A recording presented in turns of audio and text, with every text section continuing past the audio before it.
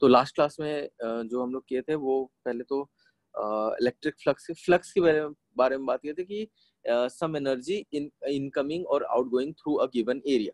ठीक, electric flux में ये चीज इलेक्ट्रिक एनर्जी हो जाएगी। ये इलेक्ट्रिक कैसे एनर्जी हुई, जैसे इलेक्ट्रिक जो तुम्हारा फील्ड है वो बेसिकली इलेक्ट्रोमैग्नेटिक वेव का एक कंपोनेंट टाइप से है। तो और इलेक्ट्रोमैग्नेटिक वेव अपने साथ क्या कैरी करती है, कोई भी वेव अपने साथ एनर्जी कैरी करती है। तो इलेक्ट्रोमैग्नेटिक वेव में अगर मैं बात करूं तो इलेक्ट्रोमैग्नेटिक वेव तुम्हारा कुछ ऐसा था कि एक इलेक्ट्रिक फील्ड का और मैग्नेटिक फील्ड का कॉम्बिनेशन साथ में मूव कर रहा होता है तुम्हारे इलेक्ट्रोमैग्नेटिक वेव में। तो उसी में से हम लोग सिर्फ इलेक्ट्रिक फील्ड वाला पार्ट को निकाल के अलग से स्टडी करेंगे। पहले वो कितना एनर्जी कैरी करता है, उसकी प्रॉपर्टीज क्या, सब चीज देख लेंगे। फिर बाद में मैग्नेटिज्म वाले चैप्टर मैग्नेटिक फील्ड को देखेंगे अलग से। फिर जब इलेक्ट्रिसिटी मतलब इलेक्ट्रोस्टैटिक और मैग्नेटिज्म कंप्लीट पढ़ लेंगे, फिर दोनों को क्लब करके जो ओवरऑल इलेक्ट्रोमैग्नेटिक वेव है वो वाला पार्ट आ जाएगा। ठीक है।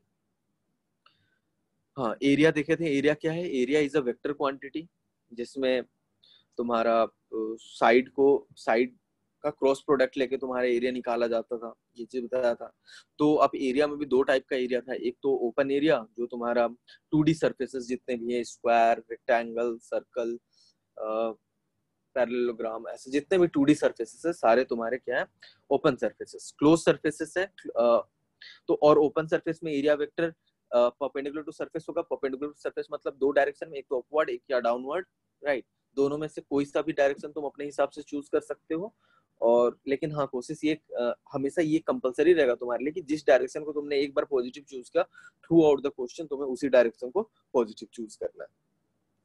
नेक्स्ट था क्लोज सरफेस। क्लोज सरफेस में क्या है, जैसे तुम्हारा क्यूब हो गया जो हर डायरेक्शन से क्लोज है। एक स्फीयर हो गया, स्फीयर का भी सरफेस एरिया वो भी हर डायरेक्शन से क्लोज्ड है।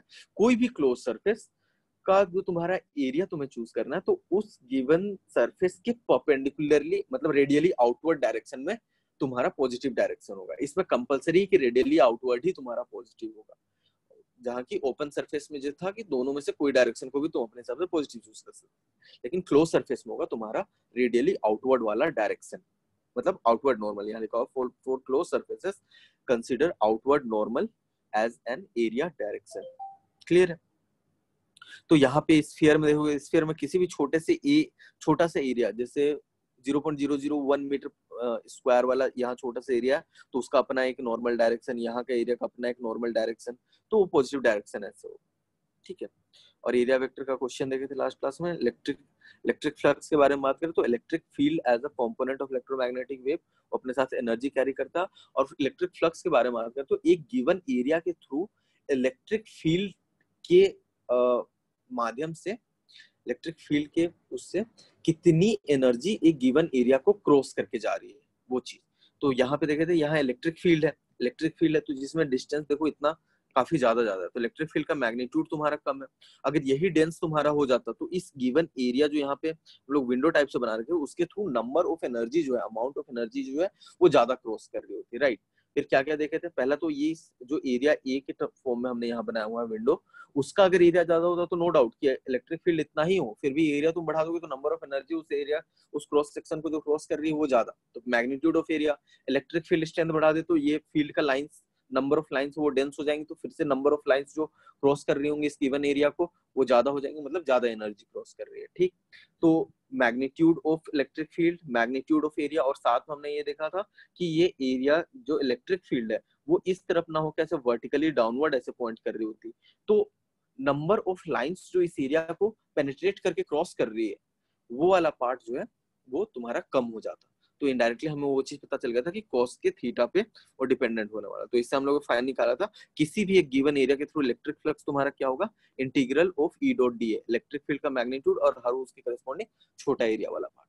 ठीक, इसका यूनिट देखे थे स्केलर क्वांटिटी, मतलब सिंपली तुम ऐड कर सकते हो 0 डिग्री अगर एंगल होगा दोनों के बीच में तो मैक्सिमम, और 90 डिग्री पे मिनिमम, उससे ही कॉस थीटा का वो फील्ड आया था। तो एक स्टेटमेंट जो सबसे ज्यादा तुम्हें जिसकी फील आनी चाहिए, वो electric flux through a given area is basically count of number of electric field lines. Number of electric field lines जरूरी है crossing through a given area, क्योंकि number of electric field lines कैसे denote करेगा, जहां पे electric field strength यहाँ पे E naught है फॉर एग्जांपल, अगला जो ये एग्जांपल दिखा रहा हूँ इसमें 2 ई नोट कर दूंगा तो number of electric field lines का डेंसिटी बढ़ जाएगा। डेंसिटी बढ़ा तो नंबर ऑफ फील्ड लाइंस जो इस गिवन एरिया के थ्रू क्रॉस कर रही है वो जस्ट डबल हो गई। वही चीज इसी टर्म्स में तुम्हें वो फील लेना है, राइट। फिर एक दो एग्जांपल्स ये लिए थे, और ये चीज तुम्हें होमवर्क दिया था लेकिन कुछ लोगों ने क्लास में ही कर लिया था ये। तो इसका वही कैलकुलेशन, एक क्यूब दिया हुआ था, एक क्यूब में constant electric field E naught I cap के टर्म्स में जा रहा है राइट डायरेक्शन में, ठीक है।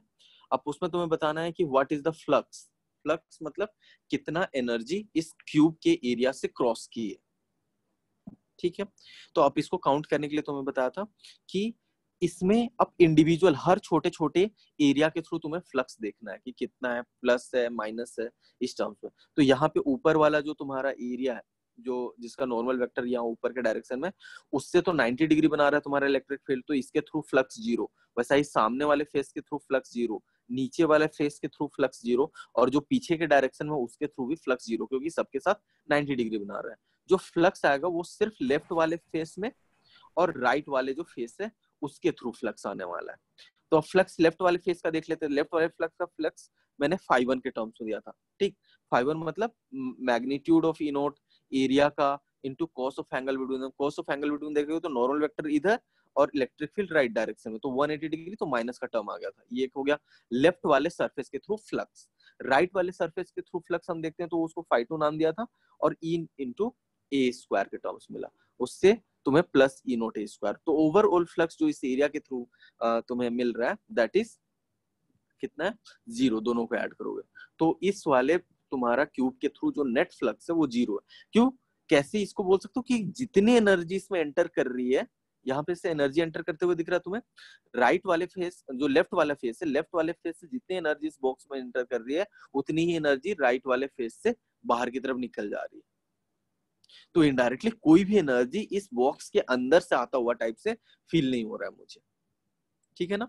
तो इसको इस टर्म्स में फील करो कि जितनी एनर्जी एंटर की उतनी ही एनर्जी निकल गई।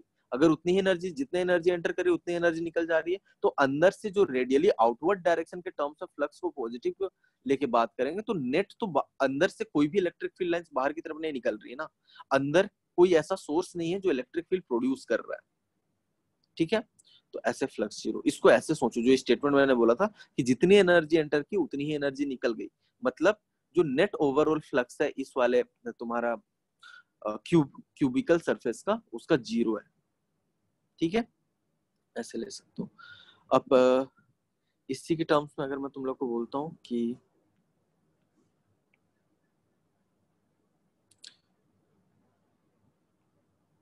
ये तुम्हारा एक स्फीयर है,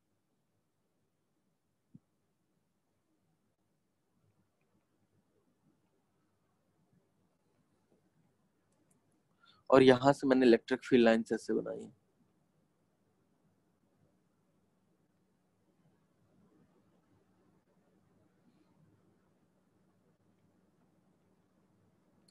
ई नोट आई कैप।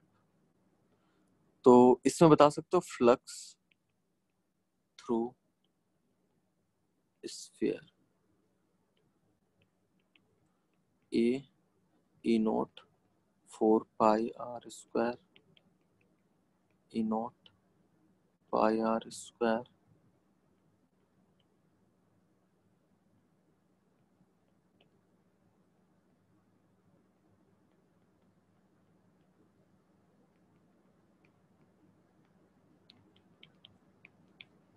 एबीसीडी के टर्म्स में चैट बॉक्स में आंसर दो।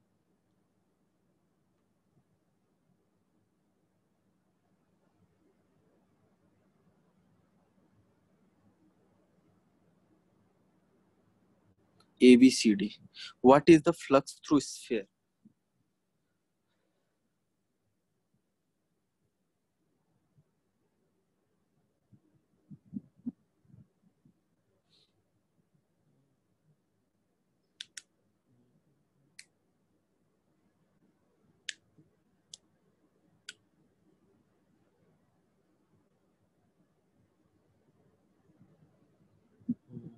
सारे लोग आंसर दो अपने हिसाब से, ठीक है ना। वैसे ही count of number of lines के टर्म्स से समझना है और कितनी एनर्जी उससे आ रही है।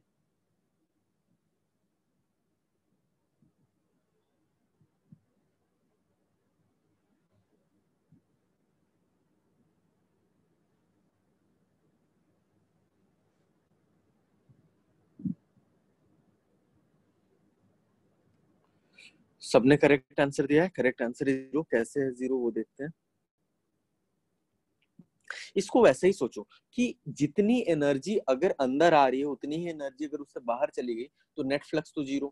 बेसिकली तुम्हें ये देखना है ना कि अंदर से कोई एक फील्ड, क्योंकि एक तो ये लॉजिक है कि जितनी एनर्जी अंदर आई क्या उतनी ही एनर्जी बाहर चली गई, तो हाँ फ्लक्स 0। यहाँ पे ये तो पहला आर्ग्यूमेंट से 0 आएगा, क्योंकि इसमें ई नोट मेरा इलेक्ट्रिक फील्ड का स्ट्रेंथ मेरा कांस्टेंट है। तो यहाँ जितनी स्ट्रेंथ का इलेक्ट्रिक फील्ड जहाँ इतने यहाँ एंटर किया उतनी ही स्ट्रेंथ का इलेक्ट्रिक फील्ड यहाँ से बाहर निकल गया, राइट। तो इस वाले लाइन का 0। वैसा ही यहाँ पे भी जितनी स्ट्रेंथ का इलेक्ट्रिक फील्ड यहाँ एंटर किया उतनी ही स्ट्रेंथ का इलेक्ट्रिक फील्ड यहाँ से बाहर चला गया। जितनी स्ट्रेंथ का इलेक्ट्रिक फील्ड यहाँ एंटर किया उतना ही यहाँ से बाहर चलेगा। तो जितनी एनर्जी एंटर कर रही है उतना ही एनर्जी बाहर चली जा रही है। तो इस वाले सरफेस का नेट फ्लक्स क्या हुआ? 0। ये आर्ग्यूमेंट। अब ई डॉट डी ए वाले पार्ट से थोड़ा सा लॉजिकली समझ के देखते हैं। तो एक वाले तुम लोग को लॉजिक समझ में आ गया कि कैसे 0 आया, जितनी एनर्जी अंदर की उतनी एनर्जी बाहर चलेगी। दूसरा देखते हैं।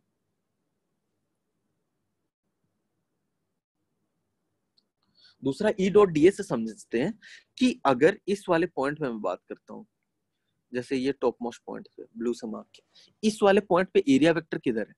इस डायरेक्शन में, एन कैप, ठीक है, एन कैप है। और इलेक्ट्रिक फील्ड स्ट्रेंथ किधर है? राइट डायरेक्शन में। दोनों के बीच का एंगल अगर तुम देखोगे तो अच्छा खासा मोर देन 90 डिग्री है, मतलब नेगेटिव एक वैल्यू यहाँ पे देने वाला है, ठीक।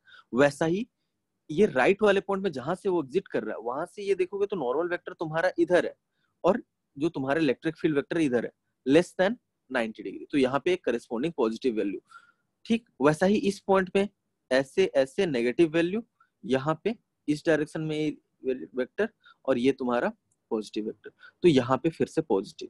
फिर यहाँ पे फिर से तुम देखोगे तो एरिया वेक्टर तुम्हारा इधर हो गया और इलेक्ट्रिक फील्ड इधर, तो ये एंगल फिर से नेगेटिव तुम्हें दे देगा। फिर यहाँ पे ऐसे देखोगे तो ये इधर पॉजिटिव। तो हर नेगेटिव के करस्पॉन्डिंग पॉजिटिव, मतलब न्यूलिफाई करता जा रहा है। इस लॉजिक से मैं ये बोल सकता हूँ कि ओवरऑल 0 होगा।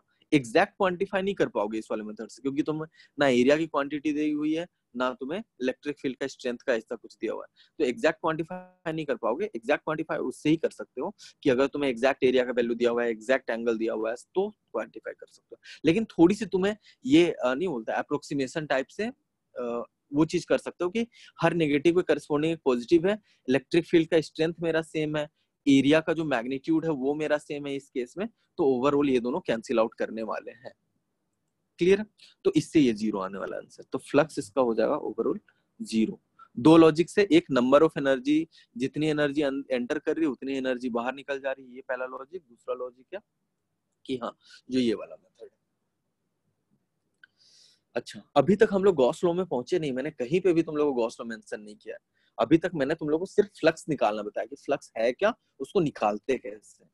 गॉस लॉ ने बस इसी चीज को लिंक किया था थोड़ा सा कि चार्जेस वार्जेस के टर्म्स, वो बाद में देखेंगे, ठीक है। तो लास्ट सम को प्रोजेक्टेड एरिया के फॉर्म में एक्सप्लेन कर सकते हैं? कौन से वाले सम को? इस वाले को? हाँ सर। प्रोजेक्टेड एरिया के टर्म्स में कि हाँ बोल सकते हो, सही बोल रहे हो कि यहाँ पे, लेकिन हाँ कांस्टेंट फील्ड होना चाहिए तब प्रोजेक्टेड एरिया, तुम प्रोजेक्टेड एरिया का कॉन्सेप्ट ले सकते हो कि इसमें अगर इसको प्रोजेक्टेड एरिया के टर्म्स में ले तो यहाँ पे ये प्रॉपर स्फीयर ही है, राइट। अब बेसिकली यहाँ पे देखोगे तो यहाँ पे तुम्हें दो सर्कल ऐसे बनाने पड़ेंगे। क्यों?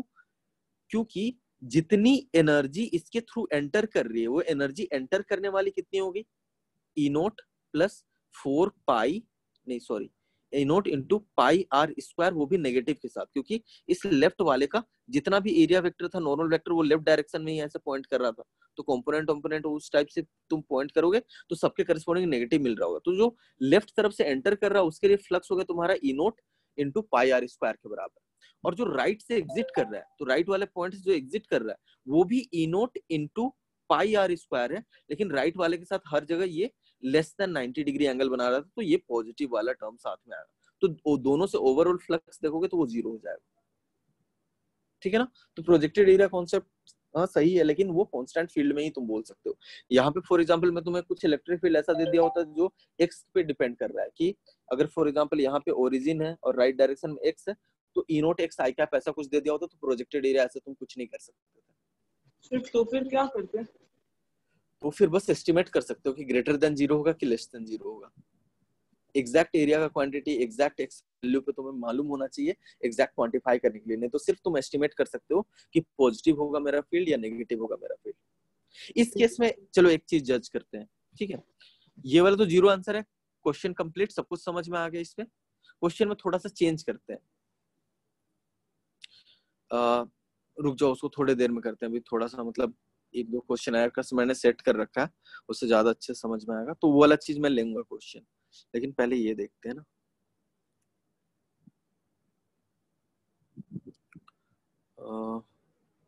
क्यूब मुझे चाहिए,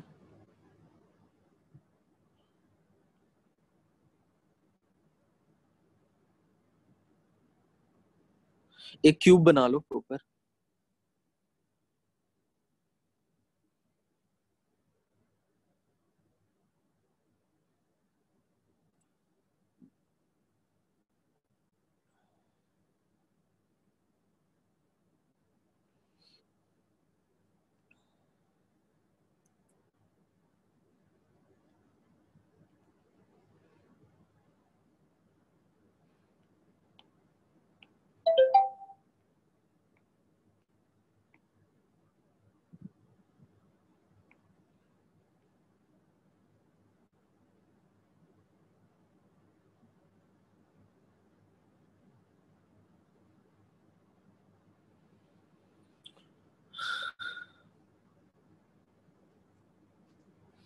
ठीक है ना, सच दैट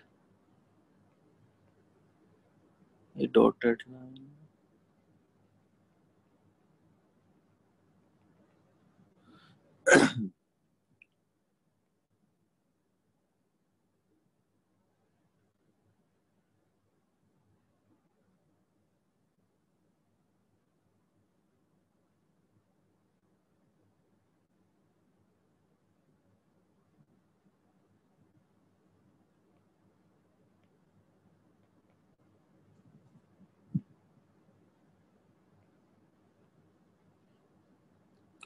ये क्यूब है, साइड वाइड सब दिया हुआ है इसका ए,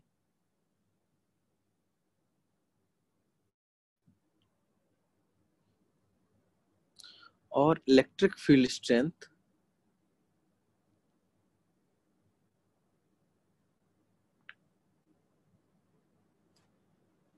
इलेक्ट्रिक फील्ड स्ट्रेंथ दिया हुआ है।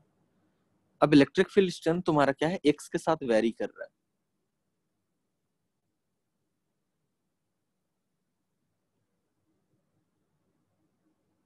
ई नोट एक्स आई क्या, ऐसे, ठीक है। अब तुम्हें बताना ई नोट एक्स आई कैप मतलब कि हर अलग अलग एक्स के पॉइंट पे अलग अलग इलेक्ट्रिक फील्ड का स्ट्रेंथ है। तो तुम्हें फिर से बताना है इस क्वेश्चन के according, find flux through cube, इस क्यूब के थ्रू फ्लक्स कितना होगा।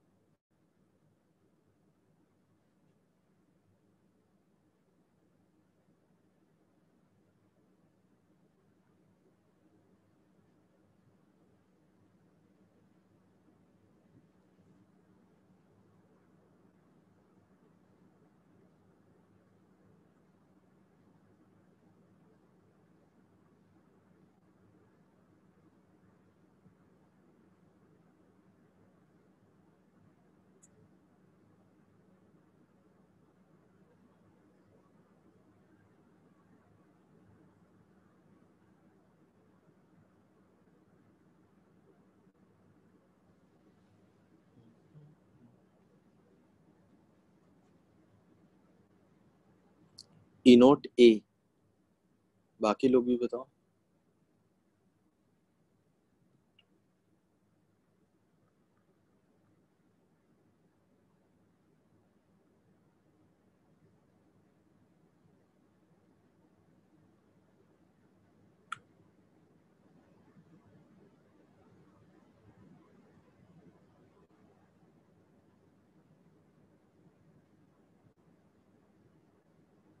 ठीक है, काफी लोगों ने करेक्ट आंसर दिया। करेक्ट आंसर ई नोट इंटू ए क्यूब होगा, देखते हैं कैसे होगा।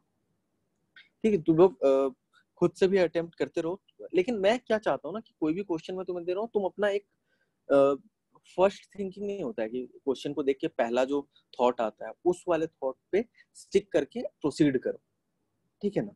सही आंसर फेच कर दे तो सही सोच रहे हो, लेकिन अगर गलत आंसर तुम गलत तरीके से तुम सोच रहे हो उसको करेक्ट करो मेरे एक्सप्लेनेशन के थ्रू कि मैं कहाँ पे गलत सोच रहा था इस चीज को। तो इसमें देखो क्या है, कैसे करना है कि no doubt flux is count of number of lines entering and existing. लेकिन यहाँ पे अगर मैंने बोला है ना तुम्हें कि ई नोट एक्स आई कैप, तो एक्स के साथ इलेक्ट्रिक फील्ड बढ़ रहा है, तो इनडायरेक्टली देखो कि जैसे जैसे तुम ओरिजिन से आगे की तरफ बढ़ते जाओगे ना तो number of count of lines वो बढ़ता जाएगा। इस टाइप से कुछ फील्ड है। इलेक्ट्रिक फील्ड स्ट्रेंथ बढ़ रहा है तो राइट में जैसे जैसे तुम पहुंचते जाओगे तो number of count of lines तुम्हारा बढ़ेगा। क्यों? क्योंकि इलेक्ट्रिक फील्ड स्ट्रेंथ तुम्हारा बढ़ रहा है, ठीक है। तो जितनी नंबर ऑफ लाइंस लेफ्ट से एंटर कर रही है उससे ज्यादा नंबर ऑफ लाइंस राइट से एग्जिट कर रही है। ये चीज विजुलाइज कर पा रहे हो थोड़ा सा इलेक्ट्रिक फील्ड के इक्वेशन से? ई नोट एक्स आई कैप अगर मैंने बोला तो एक्स के साथ तुम्हारा इलेक्ट्रिक फील्ड का स्ट्रेंथ बढ़ रहा है। अगर इलेक्ट्रिक फील्ड का स्ट्रेंथ बढ़ रहा है तो इलेक्ट्रिक फील्ड लाइंस की डेंसिटी बढ़ी होगी, राइट। तो लेफ्ट में अगर देखो यहाँ पे ओरिजिन वाले जो ये वाला प्लेन है लेफ्ट में, कैसे बनाए इसको, ठीक है। लेफ्ट में जो ये वाला एरिया मैंने बनाया, इस वाले एरिया में इस पूरे एरिया के थ्रू एक्स कितना है, इसके लिए तो एक्स जीरो, मतलब यहाँ पे फील्ड जीरो, मतलब यहाँ से कोई भी इलेक्ट्रिक फील्ड लाइन एंटर नहीं की होगी। और जैसे जैसे राइट में तुम बढ़ते जाओगे इलेक्ट्रिक फील्ड स्ट्रेंथ तुम्हारा बढ़ रहा है, नंबर ऑफ फील्ड लाइंस की डेंसिटी तुम्हारी इंक्रीज करते जा रही है जैसे जैसे राइट में जा रहे हो, ठीक है। तो जितनी नंबर ऑफ फील्ड लाइंस इसमें एंटर कर रही है उससे ज्यादा नंबर ऑफ फील्ड लाइंस उससे एग्जिट कर रही है, तो फ्लक्स तो होगा। क्लियर है? एक तो लॉजिक ये है। अब फ्लक्स कितना होगा वो चीज देखते हैं।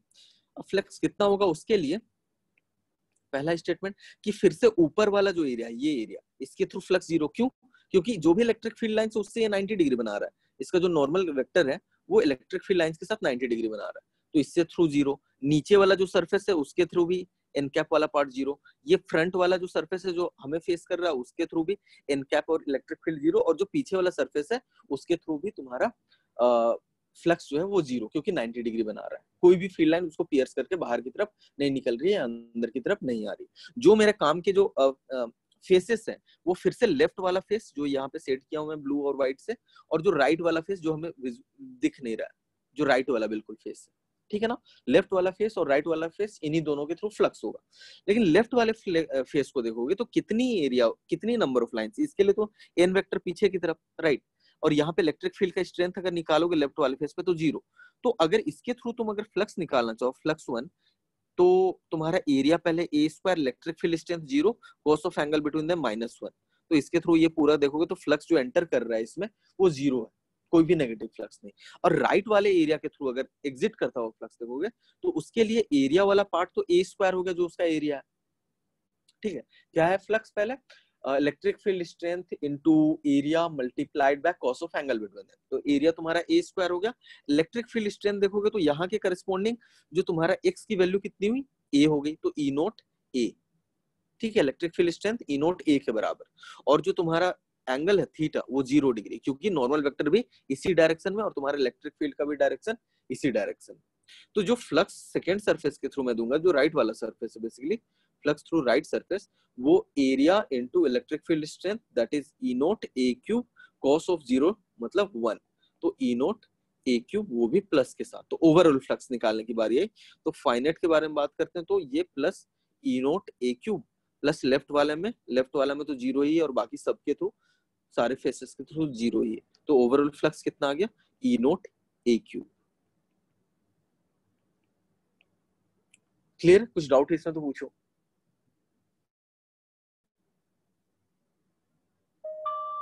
तो दोनों तरीके से तुम जज कर सकते हो। यहाँ पे कोई एक थर्ड, जैसे कि शुरू से बोल पॉजिटिव होगा फ्लक्स के नेगेटिव। सर मैं पूरा डिस्कनेक्ट हो गया शुरू, मतलब यही क्वेश्चन।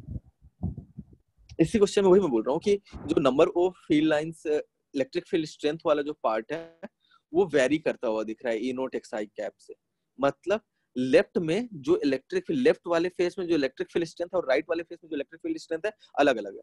कम किस में होगा, लेफ्ट वाले पे, और ज्यादा किस में होगा, राइट वाले पे, इलेक्ट्रिक फील्ड स्ट्रेंथ। अगर इलेक्ट्रिक फील्ड स्ट्रेंथ को नंबर ऑफ लाइंस मतलब नंबर डेंसिटी ऑफ लाइन से वो करो, रिलेट करो, तो लेफ्ट वाले में नंबर ऑफ फील्ड लाइंस जितना एंटर कर रहा है और राइट वाले में नंबर ऑफ फील्ड लाइंस जितने एग्जिट कर रहे हैं, तो राइट से नंबर ऑफ फील्ड लाइंस वो ज्यादा एग्जिट कर रहे होंगे। क्यों? क्योंकि स्ट्रेंथ ज्यादा है तो डेंसिटी ज्यादा होगी लाइंस की। और जैसे मैंने बताया था कि flux is what, it is count of number of lines crossing through an area. तो राइट से ज्यादा एग्जिट कर रही है और लेफ्ट से कम इंटर कर रही है। और जो तुम्हारा चारों फेसेस है, ऊपर वाला, सामने वाला, पीछे, नीचे की तरफ वाला और पीछे के साइड वाला, उनके थ्रू तो जीरो है क्योंकि वो एरिया वेक्टर तुम्हारा 90 डिग्री बना रहा है। ठीक है, तो उससे ही अब मैं एक तो क्वांटिफाई करके निकल गया कि राइट वाले से ज्यादा फील्ड लाइंस निकल रही है और लेफ्ट वाले से कम फील्ड लाइंस एंटर कर रही है, तो ओवरऑल पॉजिटिव होना ही पड़ेगा।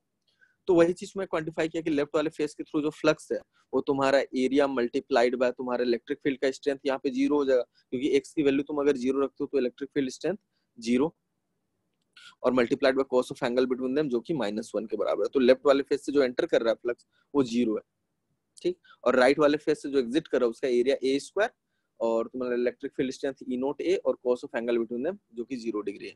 तो ई नोट ए क्यू ओवरऑल फ्लक्स आ गया। तो ओवरऑल फ्लक्स फाइनाइट मैंने यहाँ पे निकाला, तो फाइनाइट निकालने पे मुझे ये चीज पता चलता है कि ई नोट ए क्यूब प्लस बाकी सबके थ्रू जीरो, तो ओवरऑल फ्लक्स जो है ई नोट ए क्यूब जो कि प्लस पॉजिटिव के साथ है। मतलब तुम अगर देखोगे तो ओवरऑल इलेक्ट्रिक फील्ड लाइंस जो है इस वाले सरफेस में बाहर की तरफ निकली ही है, एंटर कर रही है वो कम है और निकल रही है वो ज्यादा है। मतलब किसी भी सरफेस के थ्रू, क्लोज सरफेस के थ्रू तुम्हें पॉजिटिव फ्लक्स मिल रहा है ना, मतलब ये चीज समझ जाओ कि ओवरऑल जो इलेक्ट्रिक फील्ड लाइंस उस सरफेस को पियर्स करके बाहर की तरफ निकल रही है वो ज्यादा है। ठीक है ना, धीरे धीरे अंडरस्टैंडिंग ठीक ये है। चीज फिर जाके मैं तुम्हें गॉस लॉ वाला पार्ट से अच्छे से इंट्रोड्यूस करा पाऊंगा। तो पहले फ्लक्स समझो। ओके, तो आगे बढ़ते हैं। हाँ,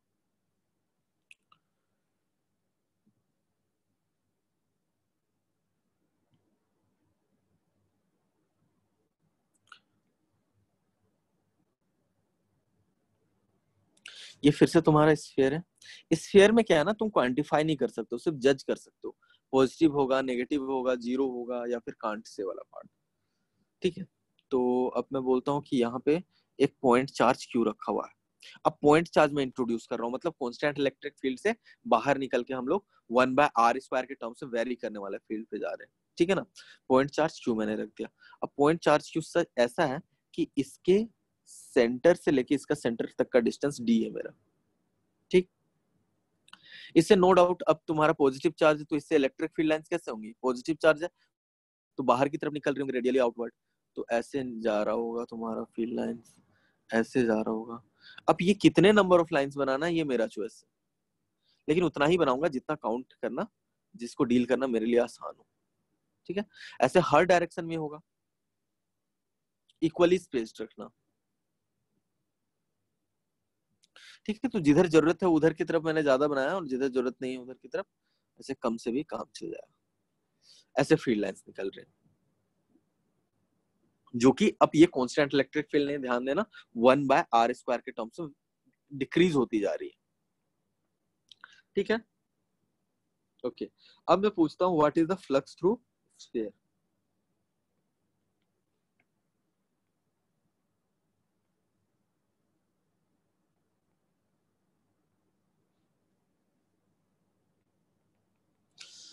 चार ऑप्शंस तुम्हें दे देता हूँ, A 4πr² KQ/d²।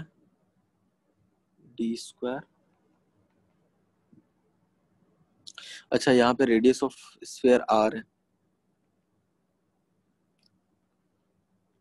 πr² KQ/d+r²,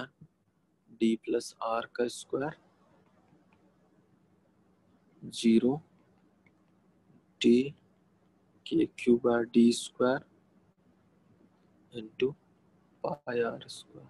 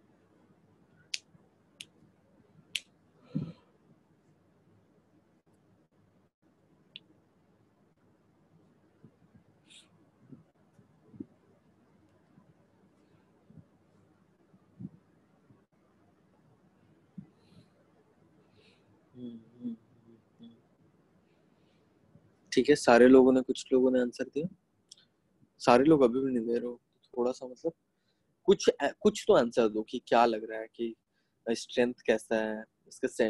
के क्यू है, के क्यू बाय डी स्क्वायर के बारे में बात करो तो के Q by D square is actually electric field strength at centre of sphere. Centre of sphere जितना डिस्टेंस उसका स्ट्रेंथ है, तो उतने स्ट्रेंथ मल्टीप्लाइड बाय कुछ एरिया करें, क्या एरिया करें, 4 पाई स्क्वायर करें या सिर्फ पाई आर स्क्वायर एरिया करें, तो इस टर्म्स में एवरेज आउट नहीं हो सकता। ये सब थोड़ा सा सोचना पड़ेगा तुम्हें, ठीक है ना। मैं फिर से बोल रहा हूँ, ये इलेक्ट्रोस्टैटिक का ये जो हिस्सा है ना, कंडक्टर्स, गॉस लॉ, कैपेसिटर्स, ये वाला पार्ट जो है, फील जितना अच्छे से आ जाए तुम्हें। अब एक स्टोरी बना रहा हूँ मैं प्रॉपर, कि नंबर ऑफ लाइंस के तरह मैं सोचो, ये प्रॉपर स्टोरी टाइप से, जितना जल्दी तुम्हें फील आ जाए उतना इजीली क्वेश्चन सोल्व होता जाएगा, ठीक है। तो जो भी स्टेटमेंट्स मैं लिखा रहा हूँ, जो भी स्टेटमेंट्स मैं बोल रहा हूँ, तुम अगर एक बार में कैच नहीं कर पा रहे हो तो रिकॉर्डेड लेक्चर वाला पार्ट में डालूंगा ग्रुप पे, तो रिकॉर्डेड लेक्चर वाला पार्ट दोबारा सुनो, समझो कि क्या बताना चाह रहे थे सर, कैसे काउंट लेना है। इक्वेशन से उतना थोड़ा कॉम्प्लिकेटेड हो जाएगा इक्वेशन से, लेकिन फील से इजीली एकदम सोल्व होने लगेगा, ठीक है। करेक्ट आंसर है, करेक्ट आंसर इज सी। फिर से इसके लिए तुमने क्या आर्गुमेंट यूज किया, फिर से वही आर्गुमेंट कि नंबर ऑफ फील्ड लाइंस जो इस स्फीयर में एंटर कर रही हैं, उतना ही नंबर ऑफ फील्ड लाइंस इस स्फीयर को एग्जिट करेंगे, ठीक। 4 नंबर ऑफ फील्ड लाइंस अगर एंटर की तो 4 नंबर ऑफ फील्ड लाइंस इसको एग्जिट की। 10 नंबर ऑफ फील्ड लाइंस अगर यहाँ पे बनाए हुए रहते हैं, 10 नंबर ऑफ फील्ड लाइंस अगर इसको एंटर कर रही है तो 10 नंबर ऑफ फील्ड लाइंस इसको एग्जिट करनी चाहिए। तुम लोग पता नहीं शायद गॉस लॉ पढ़ लिए हो, इसीलिए शायद 0 आंसर दे रहे हो कि इस वाले फील्ड से आंसर दे रहे हो, मुझे पता नहीं, मैं वो चीज तो नहीं जज कर सकता अभी, ठीक। किसके थ्रू फ्लक्स 0 होना पड़ेगा, कैसे, नंबर ऑफ फील्ड लाइन जो एंटर कर रहे हैं उतने एग्जिट कर रहे हैं। लेकिन तुम लोग आर्गुमेंट ये कर सकते हो कि सर इसमें जो 4 field number of field line है वो तो इतने छोटे एरिया के थ्रू एंटर की, और जो 4 फील्ड लाइंस इसको एग्जिट कर रही है वो इतने बड़े एरिया के थ्रू एग्जिट कर रही है, ठीक है। तो ये तुम्हारे पास 2 आर्गुमेंट होगा कि जो एंटर करने वाली हैं उनका एरिया तो इतना कम है, और जो एग्जिट करने वाले हैं उनका एरिया ज्यादा है। तो फिर अगर electric field strength multiplied by area करते हैं तो एरिया इसका ज्यादा और पीछे का एरिया कम, तो फ्लक्स जो एंटर कर रहा है वो ज्यादा होना चाहिए और फ्लक्स जो एग्जिट कर रहा है वो ज्यादा होना चाहिए। दूसरा आर्गुमेंट हो सकता है, लेकिन ये चीज ध्यान दो कि भले ही तुम्हारा राइट वाले में जो एग्जिट कर रहा है, राइट, जिस एरिया से मतलब उसको क्रॉस करते हुए निकल रहा है उसका एरिया ज्यादा है, लेकिन इस वाले पॉइंट पे फील्ड का स्ट्रेंथ है वो लेस है, और इस वाले पॉइंट पे फील्ड का स्ट्रेंथ है वो मोर है। मोर strength less area, less strength more area, overall flux अभी भी दोनों का बैलेंस करके रखे हुए हैं कि जितना फ्लक्स इसको एंटर कर रही है पेनिट्रेट करने में, उतना ही फ्लक्स उसको एग्जिट कर रही है। भले ही यहाँ से जैसे जैसे आगे जाते जाओगे इलेक्ट्रिक फील्ड स्ट्रेंथ कम होता जाता है इनवर्स स्क्वायर लॉ से, राइट। तो यहाँ पे इलेक्ट्रिक फील्ड स्ट्रेंथ रिलेटिवली ज्यादा होगा और यहाँ पे इलेक्ट्रिक फील्ड स्ट्रेंथ रिलेटिवली कम होगा, वो एक आर्गुमेंट कर सकते हो। तो चलो ठीक है, मान लिया, लेकिन आप यहाँ पे मोर है तो दोनों पॉजिटिव भी तो हो सकता है कि यहाँ पे मोर वहां पे लेस, तो प्लस माइनस वाला पार्ट भी थोड़ा सा वो चीज देख लेते हैं। ये चीज फील आ गई कि जो लेफ्ट वाले साइड पे फील्ड का स्ट्रेंथ तुम्हारा ज्यादा है और राइट वाले साइड पे फील्ड का स्ट्रेंथ तुम्हारा कम है, और इसीलिए इसका कम एरिया और उसका ज्यादा एरिया से कुछ बैलेंस आउट हो सकता है। लेकिन ये बैलेंस आउट 0 होने के लिए एक को नेगेटिव होना पड़ेगा और दूसरा को पॉजिटिव होना पड़ेगा तभी ना, या फिर दोनों नेगेटिव हो गए तो माइनस माइनस ओवरऑल माइनस हो जाएगा, और दोनों पॉजिटिव हो गए तो मतलब फ्लक्स मोर और फ्लक्स लेस दोनों प्लस हैं, तो ओवरऑल कुछ ना कुछ फ्लक्स तो दे देता। दोनों नेगेटिव होने चाहिए और साथ में मैग्नीट्यूड सेम होना चाहिए। तो मैग्नीट्यूड वाला पार्ट तो चलो देख लिया, ई मोर एरिया लेस, ई लेस एरिया मोर, ठीक, मैग्नीट्यूड देख लिया। अब प्लस माइनस को अगर कमेंट करते हैं तो प्लस माइनस कमेंट के लिए यहाँ पे आके देखते हैं स्ट्रेंथ में। यहाँ पे देखो तुम्हारा नॉर्मल वेक्टर जो है इस डायरेक्शन में कुछ रेडियली आउटवर्ड, और इलेक्ट्रिक फील्ड है तुम्हारा इस तरफ, तो something more than 190 degree type से मिल रहा है। वैसा ही यहाँ पे देखो तो तुम्हारा नॉर्मल वेक्टर इधर है रेडियली आउटवर्ड, और इलेक्ट्रिक फील्ड का जो है वो इस डायरेक्शन में, समथिंग मोर देन 90 डिग्री। मतलब लेफ्ट में जो भी बन रहा है ये नेगेटिव बन रहा है, ये नेगेटिव बन रहा है, यहाँ पे भी तुम्हारा नॉर्मल वेक्टर इधर की तरफ, इलेक्ट्रिक फील्ड इधर की तरफ नेगेटिव दे रहा है, ठीक है, नेगेटिव नेगेटिव बन रहा है। और वहीं पे राइट पे देखोगे तो यहाँ पे जो तुम्हारा नॉर्मल वेक्टर है वो कुछ ऐसे जाएगा, और तुम्हारा इलेक्ट्रिक फील्ड का जो डायरेक्शन है वो कुछ ऐसे जा रहा है, मतलब लेस देन 90 डिग्री, तो ये पॉजिटिव देगा। वैसा ही यहाँ पे भी तुम्हारा नॉर्मल वेक्टर ऐसे है और इलेक्ट्रिक फील्ड का डायरेक्शन इधर है, तो ये फिर से लेस देन 90 डिग्री, मतलब ये पॉजिटिव देने वाला है। क्लियर है? यहाँ पे जितने भी एग्जिट कर रहे हैं ना सबका पॉजिटिव फ्लक्स होगा, और जितने भी एंटर कर रहे हैं सबका नेगेटिव फ्लक्स हो रहा है। तो ओवरऑल मैग्नीट्यूड वाला चीज जज कर लिया और साइन वाला चीज भी जज कर लिया। जो एग्जिट करने वाला है वो पॉजिटिव साइन के साथ और जो एंटर करने वाला है सब नेगेटिव साइन के साथ। तो ओवरऑल प्लस माइनस करोगे तो वो एक एस्टिमेट से जीरो बोल सकते हो। और जबकि अगर फील्ड के टर्म्स में देखो तो number of field lines entering and number of field lines exiting are same, इसीलिए ये पूरा का पूरा ओवरऑल फ्लक्स जीरो देने वाला है। क्लियर है?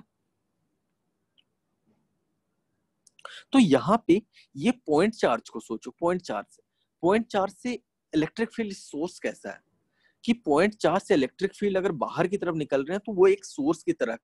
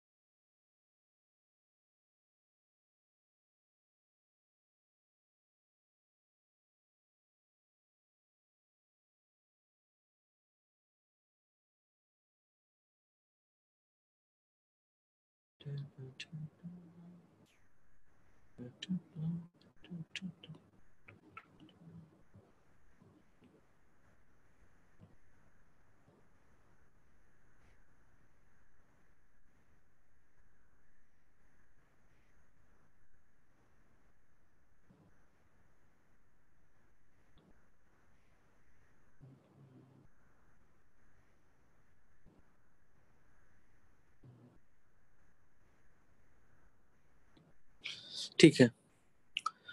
डिस्कनेक्ट हो गया, थोड़ा नेट का इशू था। अच्छा चलो, कहाँ पे थे हम लोग? हाँ, यहाँ पे मैं ये बता रहा था तुम लोगों को कि ये पॉजिटिव वाला चीज तो क्लियर हो गया है, ओवरऑल फ्लक्स जीरो, यहाँ तक तो सब कनेक्टेड था, राइट?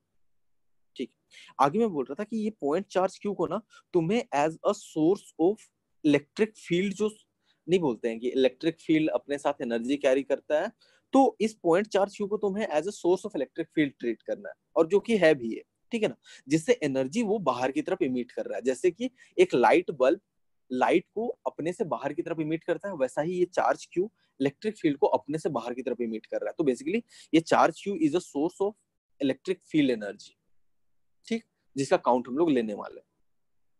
एक चीज तो ये लेना, तो इसको स्टेटमेंट के टर्म्स में लिख भी सकते हो तुम लोग कि treat plus charge Q as a source of electric field energy, ठीक है ना? और एनालॉग के लिए क्या लेना है कि इसको एक बल्ब की तरह ट्रीट करना है कि एक बल्ब को मैं लाइट करता हूँ तो वो हर डायरेक्शन में एनर्जी अपना, जो भी 2 जूल का बल्ब मतलब 2 वाट का बल्ब है तो वो जो 2 जूल एनर्जी हर डायरेक्शन में इमिट कर रहा है, वैसा ही कोई भी चार्ज क्यू है वो अपना कितना quantity of energy her direction में इमिट कर रहा है ये बाद में क्वांटिफाई करेंगे।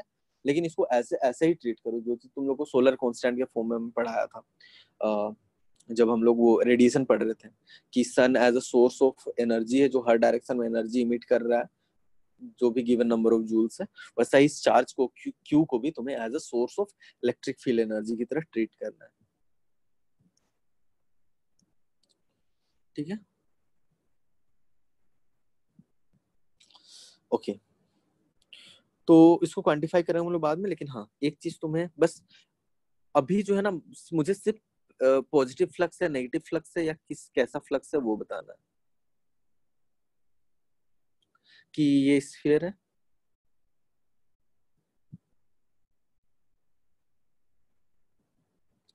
Radius are,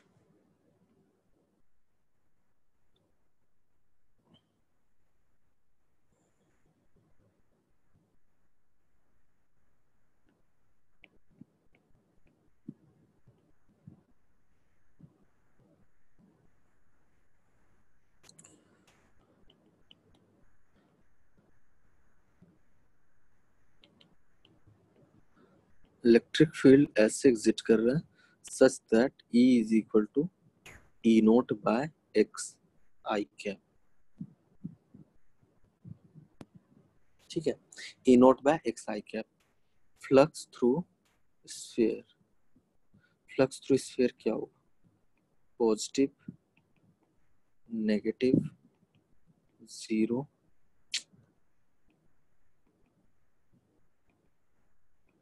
more data required।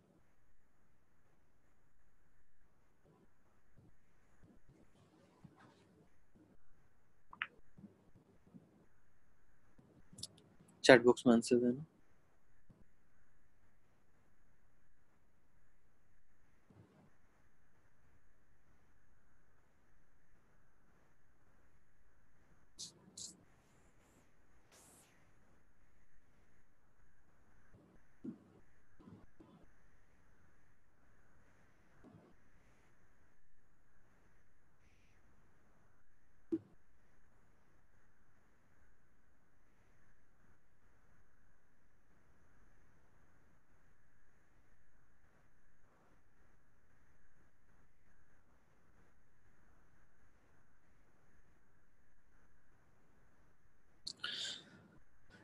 Correct है, सबने ऑलमोस्ट करेक्ट एस्टिमेट मारा कि B is the correct answer. इसमें नेगेटिव हुआ क्यों, क्योंकि लेफ्ट में देखो तो इलेक्ट्रिक फील्ड स्ट्रेंथ ज्यादा है, ठीक है ना। इसमें एरिया वेक्टर के टर्म्स में डिनोट करो तो रेडियली आउटवर्ड ऐसे ऐसे रहेगा, राइट, एरिया वेक्टर। और लेफ्ट में अगर देखोगे तो इलेक्ट्रिक फील्ड स्ट्रेंथ बहुत ज्यादा डेंस है, ऐसे एंटर कर रहे हैं इसको, ठीक है, अंदर की तरफ इलेक्ट्रिक फील्ड आ रही है ज्यादा डेंसिटी से। नंबर ऑफ लाइंस के टर्म्स में देखो तो एंटर ज्यादा करने वाली है, और एग्जिट करने वाले पॉइंट पे देखो तो 1/r² के 1/x के टर्म्स में वो डिक्रीज करते जा रहा है, यहाँ से आगे बढ़ रहे हैं। तो जो इलेक्ट्रिक फील्ड लाइंस इसको एग्जिट कर रही है वो उसका क्वांटिटी बहुत कम है ऐसे।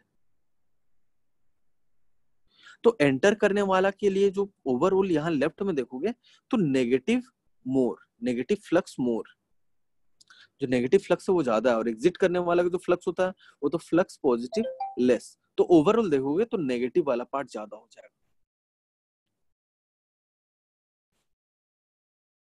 ठीक है ना। तो इस टर्म्स में बस पॉजिटिव नेगेटिव ये सोच सकते हैं कि एस्टिमेट लगा सकते हैं कि पॉजिटिव होगा नेगेटिव होगा, लेकिन एग्जैक्ट क्वांटिफाई करने के लिए मुझे एग्जैक्ट एरिया का पोजीशन वैल्यू ये सब चीज चाहिए होगा, ठीक है। चलो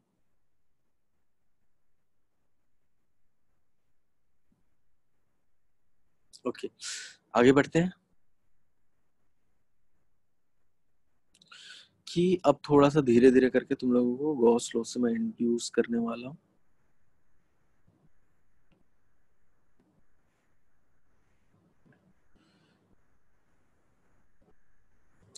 कि एक काम करता हूं,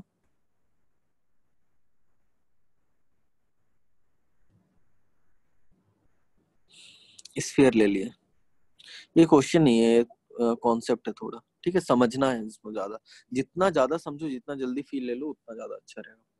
अब इसके अंदर मैं एक काम करता हूँ, चार्ज क्यू यहाँ पे प्लेस करता हूँ, प्लस क्यू, ठीक है। अब ये चार्ज क्यू यहाँ पे प्लेस्ड है, तो मुझे एक चीज बताओ कि ओवरऑल फ्लक्स जो होगा, ओवरऑल फ्लक्स जो होगा, फ्लक्स थ्रू स्फीयर, ये क्या होगा, पॉजिटिव, नेगेटिव,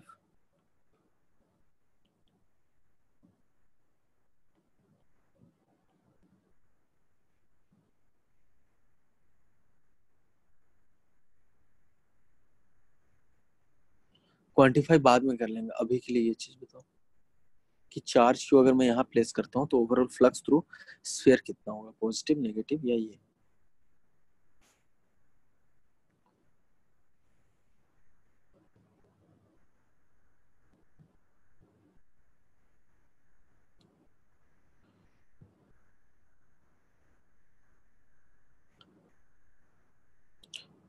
ठीक है, सबने करेक्ट आंसर दिया, उसको वैलिडेट करते हैं थोड़ा कि अगर कोई चार्ज प्लस क्यू मैं यहाँ पे अंदर पे प्लेस करता हूँ,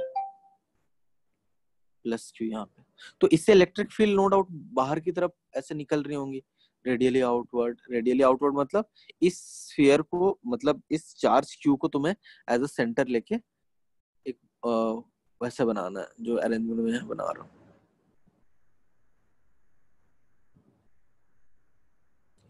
जैसे हर डायरेक्शन इक्वली निकले। अब इसका स्ट्रेंथ क्या है, मुझे तो सिर्फ पॉजिटिव नेगेटिव में जज करना है, ठीक है।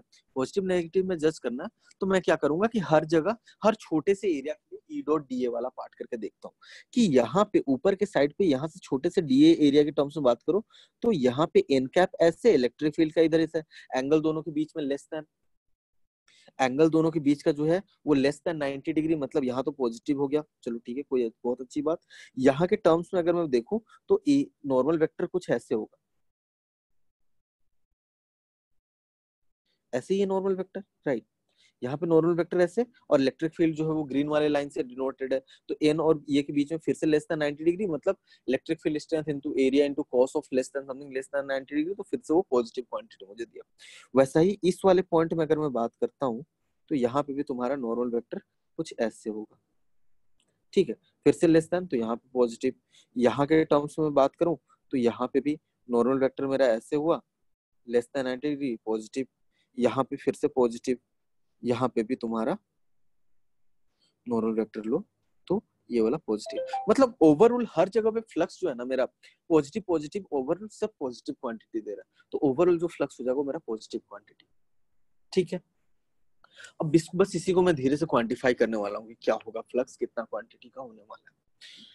एक बात बताओ कि यहाँ पे चार्ज क्यू मैंने प्लेस किया, तो ये अपने चार्ज क्यू जो है as a source of energy है, तो वो जितना एनर्जी इमिट किया होगा इलेक्ट्रिक फील्ड के लाइंस में, क्या उतना ही एनर्जी जो है इस स्फीयर को मतलब ये जो स्फीयर है मेरा, क्या उतना ही एनर्जी इसको पेनिट्रेट करके बाहर निकली होगी एक गिवन सेकंड में, राइट। फॉर एग्जांपल इस चार्ज क्यू को मैं क्वांटिफाई एग्जैक्ट नहीं कर रहा हूँ, पर तुम्हें मैं बोल रहा हूँ कि चलो ये जो चार्ज क्यू है ये किसी टाइम पी में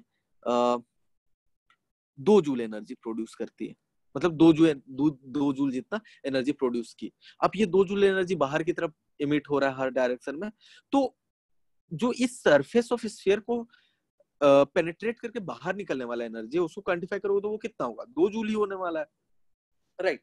वैसा ही मैं बोलता हूँ कि ये चार्ज क्यू को एक काम करो यहाँ ना रख के, एक ये चार्ज क्यू को मैं करता हूँ यहाँ से मूव करके यहाँ प्लेस कर देता हूँ, ठीक।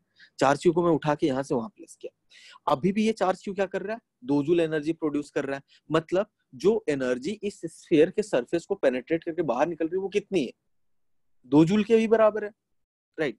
ये चार्ज क्यू को एक काम करते हैं फिर से उठा के यहाँ से इधर प्लेस कर देते हैं कहीं पे, यहाँ पे प्लेस कर दिया, तो जो एनर्जी अभी भी पेनिट्रेट करके स्फीयर को बाहर निकल रही है वो कितनी है, 2 जूल ही है। तो इनडायरेक्टली मैं इसको क्वांटिफाई करना चाहता हूँ कि ये 2 जूल वाला पार्ट, ये एग्जैक्ट क्वांटिटी मुझे मिली कैसे, क्योंकि ये 2 जूल तो मैंने बस तुम्हें एक एग्जांपल के रूप में लेके बताया ना, लेकिन एग्जैक्ट ये एनर्जी है कितनी, कि ये चार्ज को अगर मैं यहाँ प्लेस करता हूँ तो उतनी ही एनर्जी निकली, यहाँ प्लेस करता हूँ तो उतनी ही एनर्जी बाहर निकल रही है, यहाँ प्लेस करता हूँ तो उतनी एनर्जी बाहर निकल रही है, तो मैं अगर इसको सेंटर पे भी प्लेस कर देता हूँ तो भी उतनी एनर्जी बाहर निकल लेगी, राइट। तो यही चीज सेंटर को एज अ मैं एग्जाम्पल चूज करने वाला हूँ कि कितनी एनर्जी एक चार्ज क्यू को अगर स्फीयर के अंदर में रखता हूं तो कितनी एनर्जी बाहर निकलती है, उसको क्वांटिफाई करने के लिए मैं इस चार्ज को सेंटर पे रख देता हूं, क्यों, सेंटर से मेरे लिए कैलकुलेशन अभी के लिए इजी हो जाएगा, ठीक है। तो ये चीज देखते हैं कि अब मैं जब चार्ज मेरा सेंटर पे रखा हुआ है तो कितनी एनर्जी पेनिट्रेट करके बाहर निकल रही है, बस वही। तो बेसिकली मुझे फ्लक्स क्या काउंट करना है, फ्लक्स कितना है,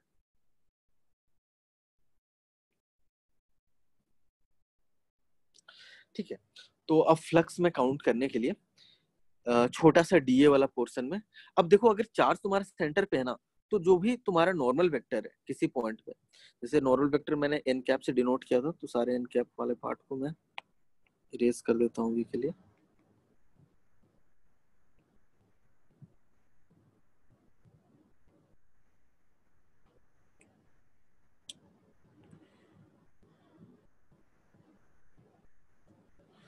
तो यहाँ पे अब अगर आके मैं देखता हूँ तो हर जगह पे जो नॉर्मल का वेक्टर है वो अलोंग द फील्ड लाइन हर जगह 0 डिग्री एंगल बना रहा है, यहाँ पे भी एन कैप इसी डायरेक्शन में, यहाँ के भी एन कैप इसी डायरेक्शन में, यहाँ पे भी एन कैप इसी डायरेक्शन में, यहाँ पे भी एन कैप इसी डायरेक्शन में, हर पॉइंट पे एन कैप सेम डायरेक्शन में, मतलब एंगल तो 0 हो गया, और फील्ड स्ट्रेंथ के बारे में बात करते हैं हर पॉइंट पे, तो हर पॉइंट पे फील्ड स्ट्रेंथ कितना है, के क्यूब है जो भी रेडियस है इसका उसका स्क्वायर, यहाँ पे भी के क्यूब है आर स्क्वायर के बराबर स्ट्रेंथ, यहाँ पे भी के क्यूब है आर स्क्वायर के बराबर स्ट्रेंथ, के क्यूब है आर स्क्वायर के बराबर स्ट्रेंथ, के क्यूब है आर स्क्वायर के बराबर स्ट्रेंथ। मतलब अगर मैं हर छोटे छोटे पॉइंट पे फ्लक्स, यहाँ पे फ्लक्स में बात करता हूँ, इस पॉइंट पे फ्लक्स के बारे में बात करें तो इस पॉइंट पे फ्लक्स कितना हुआ कि जो भी यहाँ इसका एरिया डी ए वन है, मतलब K Q by are square multiplied by D A one cos of 0 degree जो कि 1 ही हुआ। तो ये हो गया मेरा फ्लक्स 1 वाला पार्ट। यहाँ पे फ्लक्स 2 के बारे में बात करता हूँ तो फिर से K Q by are square into D A two जो भी इसका छोटा सा एरिया डी ए टू है इंटू कॉस ऑफ 0 डिग्री 1। तो ऐसे 5 1 5 2 5 3 ऐसा सबका छोटा छोटा फ्लक्स मैंने देख लिया और ओवरऑल फ्लक्स में लिखा तो मुझे मिला कि k Q by are square d A one plus k Q by are square d A two ऐसे सबका एंड करके k Q by are square d a three मतलब ए एन। ठीक है, तो के Q by a r square अगर तुम बाहर निकालते हो तो अंदर क्या बचता है, सारे छोटे छोटे एरिया का समेशन, और सारे छोटे छोटे एरिया का समेशन क्या मिलेगा तुम्हें, K Q by are square into 4 pi are square.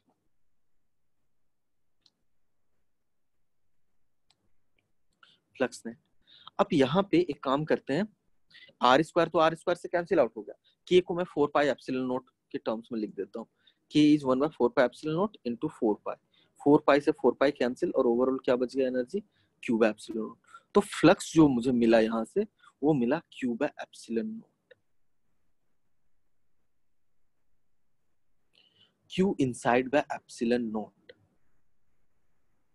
ठीक है, तो अब जो मैं बोल सकता हूं कि ये चार्ज क्यू को अगर मैंने सेंटर पे रखा तो जो एनर्जी इस स्फीयर को पेनेट्रेट करके बाहर की तरफ निकल रही है वो Q divided by epsilon not है। तो ये चार्ज को क्यू को अगर मैं अब सेंटर पे नहीं भी रखता हूं, ऐसे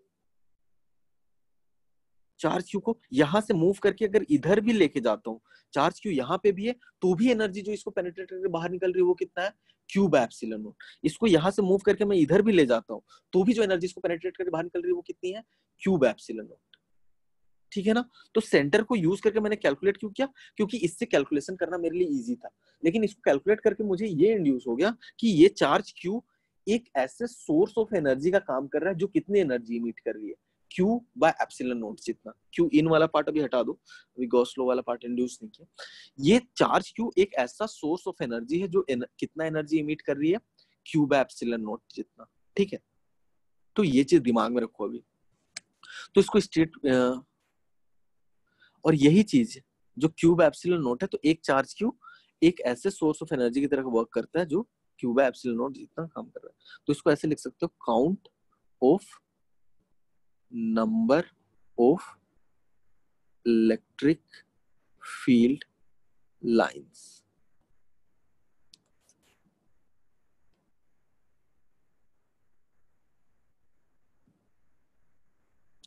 एनर्जी।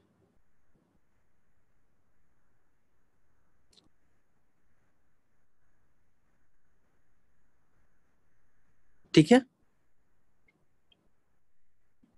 तो अब इसी पॉइंट से आगे की तरफ मैं बढ़ के तुम लोग को गॉस लॉ बताने वाला हूं कि क्या है गॉस लॉ, क्या बोलता है।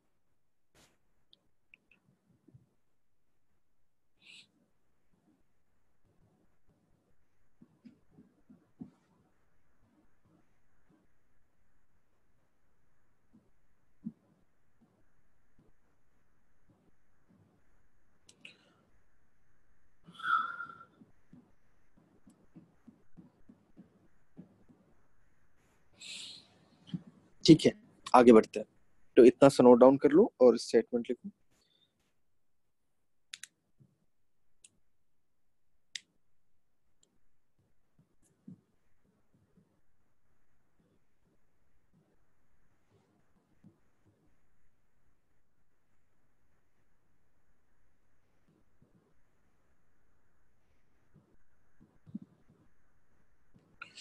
ओके, तो आगे और बढ़ते हैं कि अब मैं एक काम करता हूं, यहाँ पे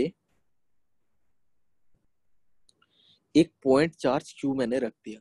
ठीक, अब इस पॉइंट चार्ज क्यू के अराउंड मैं मल्टीपल सरफेसेस बनाने वाला हूँ। मल्टीपल सरफेस मतलब पहला सरफेस तो मैं एक स्फीयर नॉर्मली बनाऊंगा, एक छोटा स्फीयर जो इसके सेंटर पे प्लेस्ड नहीं है, ऐसे किसी रैंडम पॉइंट पे प्लेस्ड है। इसको सरफेस 1 में बोला। तो सरफेस 1 की थ्रू फ्लक्स कितना हुआ? फिर से तुम बोलोगे सर ये चार्ज क्यू है जो एनर्जी कितना प्रोड्यूस कर रहा है, क्यू बाय एप्सिलॉन नॉट जितना। तो पहले वाले सरफेस के थ्रू जो एनर्जी इसको क्रॉस करके पेनिट्रेट करके बाहर की तरफ निकलने वाली है वो हो जाएगा मेरा Q by epsilon not flux through 1। किसी भी पॉइंट पे डाउट हो इंस्टेंट तुम लोग माइक ऑन करके तुम लोग पूछोगे ये कैसे हुआ। बहुत इंपॉर्टेंट पार्ट चल रहा है अभी, ठीक है ना, इलेक्ट्रोस्टैटिक्स का पूरा का पूरा। तो ये वन मैं बोलता हूँ, एक काम करते हैं, बड़ा स्फीयर बनाओ। बड़ा स्फीयर बनाते हैं। फिर से इसको मैं नाम देता हूँ सरफेस 2। फ्लक्स थ्रू 2 तुम कितना बोलोगे? फिर से ये क्यू एज अ सोर्स है एक एनर्जी का, जो क्यू बाय एप्सिलॉन नॉट जितना एनर्जी प्रोड्यूस करके बाहर की तरफ थ्रो कर रहा है। तो जो एनर्जी बड़े वाले स्फीयर को भी पेनिट्रेट करके बाहर की तरफ निकलने वाली है, ध्यान देना ये सारे स्फीयर से, सर्कल्स मत लेना, ठीक है, स्फीयर।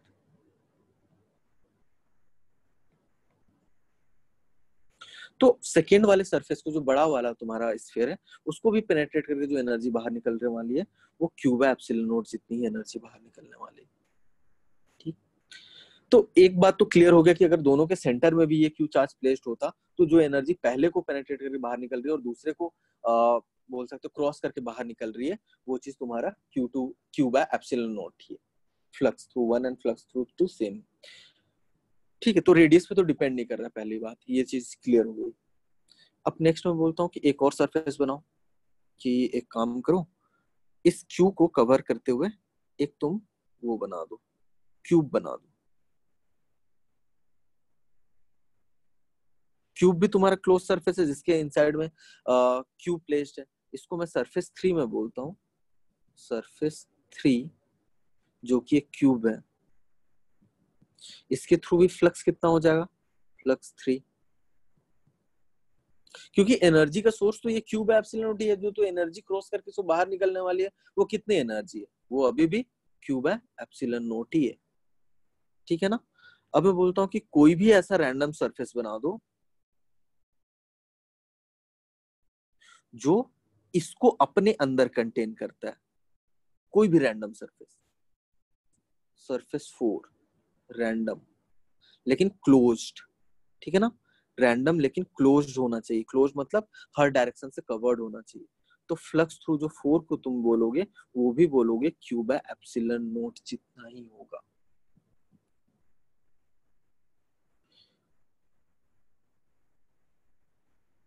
क्लियर है ना। तो यहीं पे से गॉस लॉ का जो तुम्हारा पार्ट है वो क्लीन होके आता है। तो इसको मैं थोड़ा सा एक काम करता हूँ और थोड़ा सा एक्सप्लेन करता हूँ।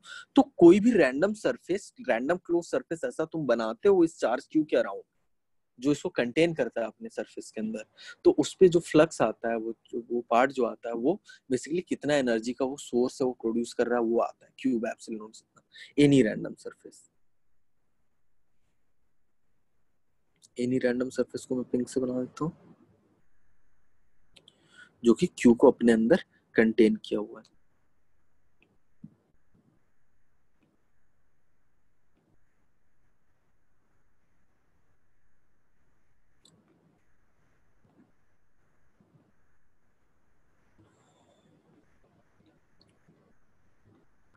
ठीक है ना, थोड़ी सी फील आई कि रैंडम सरफेस कैसे लेना है, क्या लेना है, क्लोज सरफेस क्यों जरूरी है, मैं बताऊंगा ये चीज। ओके, तो अब देखते हैं कि ये तो एक सिंगल चार्ज के लिए ये था सर, 2-3 चार्जेस हो तो क्या कर सकते हैं। ठीक है, 2-3 चार्जेस हो तो क्या कर सकते हैं वो वाला पार्ट करते हैं थोड़ा। ये वाला क्लियर हो गया? इसमें कुछ डाउट है क्या? एनर्जी का सोर्स है क्यूब एप्सिलॉन नॉट, एक इंडिविजुअल चार्ज, इतना याद रखना बस। अच्छा,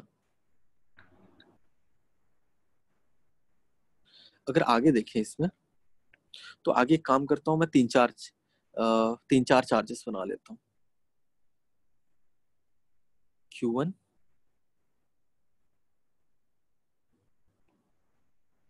Q2 और Q3, ठीक है, 3 चार्जेस हैं। अब ये सरफेस मैं खुद से एक बार चूज करूंगा कि अब तो ये चॉइस जो है मुझे लेना है कि सरफेस कैसा चूज करना है सर। तो मैं बोलता हूँ एक काम करते हैं ना, एक सरफेस ऐसा ले लेते हैं जो कोई भी रैंडम है लेकिन क्लोज्ड है, ठीक है ना। क्लोज मतलब 3D सरफेस है, 3D सरफेस के अंदर Q1 और Q2 है, ठीक, Q1 Q2। अब ये दो चार्जेस लेने के बाद मैं बोलता हूँ कि अब यहाँ पे एक एक इंडिविजुअल चार्ज जो है अपना इलेक्ट्रिक फील्ड प्रोड्यूस कर रहा होगा, अपना इलेक्ट्रिक फील्ड प्रोड्यूस कर रहा होगा। अब इंडिविजुअल इंडिविजुअल ओवर किसी भी पॉइंट पी पे ओवरऑल तीनों तीनों के कारण जो इलेक्ट्रिक फील्ड का वेक्टर समेशन है वो रिप्रेजेंट करेगा। लेकिन इंडिविजुअल पहले एक बार ड्रॉ करके देख लेते हैं कि Q1 का जो फील्ड है वो ऐसे व्हाइट कलर से मैं डिनोट करता हूँ, जो हर डायरेक्शन में से एमिट कर रहा होगा।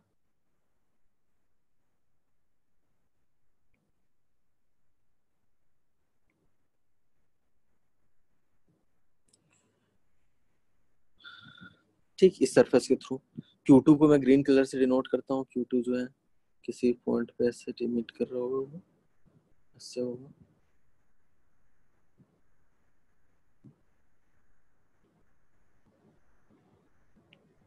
ठीक है, Q3 का मैं ब्लू कलर से डिनोट करता हूँ कि Q3 के कारण किसी पॉइंट पे फील्ड होगा वो कुछ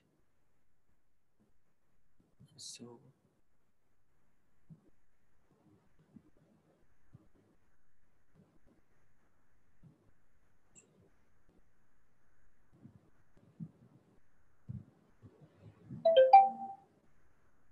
हर डायरेक्शन में Q3 में,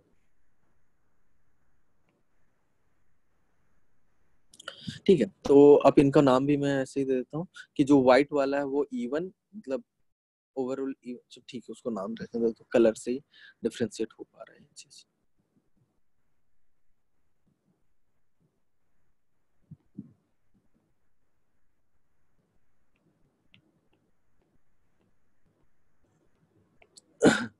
ऐसे अब इसके लिए मैं इंडिविजुअल हर चार्ज के कारण फ्लक्स लिखना चाहता हूँ। तो Q1 चार्ज के कारण जो इस गिवन सरफेस, जो भी सरफेस ये मेरा तुम्हारा चॉइस है, योर चॉइस, तुमने चूज किया है सरफेस, ठीक है ना, योर चॉइस, तुम्हारे चॉइस का ये सरफेस है। तो Q1 के कारण जो फ्लक्स 1 आएगा, मतलब जो सरफेस के थ्रू क्रॉस करने वाला है फर्स्ट वाले चार्ज के कारण, वो तुम्हारा कितना होगा? फ्लक्स तो मुझे पता है, वो हो जाएगा मेरा Q by epsilon note, Q1 by epsilon note जितना। Q1 बाय एप्सिलॉन नोट का एनर्जी का सोर्स था, तो इतना ही फ्लक्स इस गिवन सरफेस के थ्रू। लेकिन मुझे पता है फ्लक्स को अगर मैं करता हूँ कि हर इंडिविजुअल पॉइंट पे, यहाँ पे E1 into A1, E2 into A2, सिर्फ व्हाइट कलर वाले ये पोर्शन देखना, ठीक है। यहाँ पे E1 इंटू एरिया वेक्टर, यहाँ पे E1 इंटू एरिया वेक्टर, सिर्फ व्हाइट वाले के कारण ये electric field into area vector, ये electric field into area vector, ऐसे हर पॉइंट पे electric field into area vector सबका इंटीग्रल मैंने समेशन लिया था, तब ये फ्लक्स आया था। याद है ना तुम लोगों, फ्लक्स ऐसे निकालते थे। तो यहाँ पे मैं बोलूंगा कि फर्स्ट वाले के कारण जो इलेक्ट्रिक फील्ड है इनटू हर इंडिविजुअल डीए वेक्टर के साथ उसका डॉट प्रोडक्ट लेके मेरा ये फ्लक्स आया, फ्लक्स 1, जो कि Q1 बाय एप्सिलॉन नोट के मैग्नीट्यूड के बराबर है। लेकिन यहाँ पे एक चीज कंपलसरी है कि फ्लक्स को तुम बात कर रहे हो तो यहाँ पे एक क्लोज सरफेस पूरा का पूरा लिया हुआ है, जो कि तुम्हारा यहाँ पे जो येलो कलर से मैंने जो सरफेस बना रखा है वो क्या है? एक 3D क्लोज सरफेस है। तो वो चीज को यहाँ पे ऐसे डिनोट किया जाता है जब तुम किसी क्लोज सरफेस पे लेते हो साइक्लिक इंटीग्रल के टर्म में।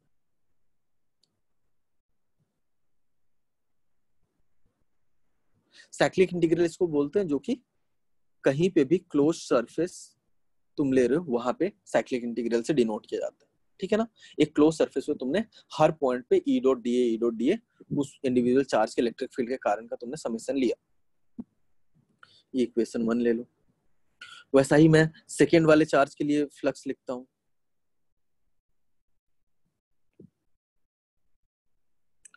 कि सेकेंड वाले चार्ज के कारण फ्लक्स क्या होता है। फिर से Q2 bye epsilon not overall flux है, लेकिन ये ओवरऑल फ्लक्स जो है वो साइक्लिक इंटीग्रल सेकेंड के कारण इंडिविजुअल जो इलेक्ट्रिक फील्ड है मल्टीप्लाइड बाय डीए वाला पार्ट है, ठीक है, इक्वेशन 2 क्लियर है। इक्वेशन 3 पे आ जाओ। 3 वाला जो मेरा ब्लू चार्ज था Q3, तो उसके कारण फ्लक्स अगर इस सरफेस के थ्रू देखोगे तो क्या होगा इस केस में? हमने बताया जितने नंबर ऑफ फील्ड लाइंस इसको एंटर कर रहे हैं उतने फील्ड लाइंस इसको पेनिट्रेट करके बाहर की तरफ निकल जा रहे हैं। मतलब अगर Q3 एक पॉइंट एक एनर्जी का सोर्स है, तो जो एनर्जी उससे लाइन के थ्रू बाहर निकली थी, जो इसको लेफ्ट वाले फेस से एंटर कर रही है और राइट वाले फेस से उतना ही एनर्जी बाहर की तरफ निकल जा रही है, राइट। तो इसका फ्लक्स जो होगा वो मेरा 0 हो जाएगा। लेकिन फिर भी अगर इसका इंडिविजुअल इलेक्ट्रिक फील्ड देखो, तो इलेक्ट्रिक फील्ड का इंटीग्रेशन कुछ ना कुछ तो होगा ना। यहाँ पे जैसे यहाँ पे पॉइंट में मार्क कर रहा हूँ रेड डॉट से, यहाँ पे कुछ ई डॉट डी ए कुछ दिया होगा, राइट। जैसे ये एरो और आगे जाएगा तो यहाँ पे ई डॉट डी ए कुछ दिया होगा, यहाँ पे ये ब्लू वाले के कारण ई डॉट डी ए कुछ मिला होगा, यहाँ पे ब्लू वाले के कारण ई डॉट डी ए कुछ मिला होगा। वैसा ही E dot D a, E dot D a, E three dot D a, कुछ ना कुछ तो रहा ही होगा, राइट। लेकिन उन सब की वैल्यू ओवरऑल तुम अगर करोगे तो वो 0। तो साइक्लिक इंटीग्रल E3 थर्ड के कारण इलेक्ट्रिक फील्ड इनटू डीए वाला पार्ट है, वो फ्लक्स 3 है।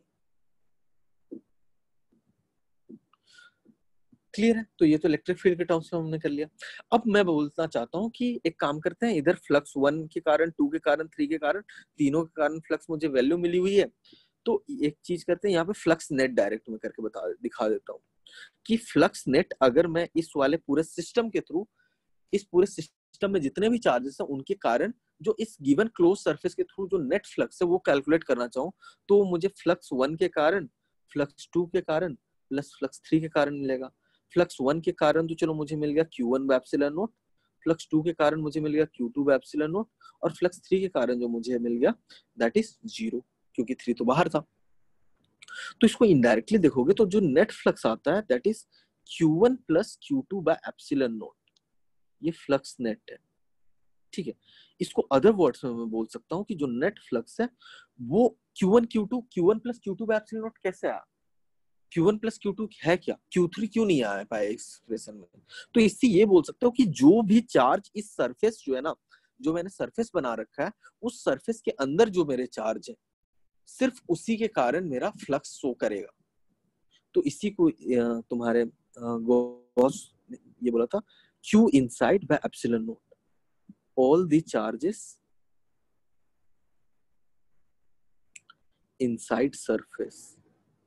सर ऐसा भी तो हो सकता है, मतलब किसी भी अगर हम शेप ले उसके वजह से Q3 जो बाहर होगा, ऐसा भी तो हो सकता है कि Q3 का भी कुछ फ्लक्स हो, तो उसके नहीं, कारण वही तो मैं 0 बोल तो रहा नहीं होगा। हूँ कि Q3 अगर कोई तुम सरफेस, जैसे मैं यहाँ पे अभी चूज करके एक पिंक कलर से मैं ऐसे दिखा देता हूँ, ठीक है ना।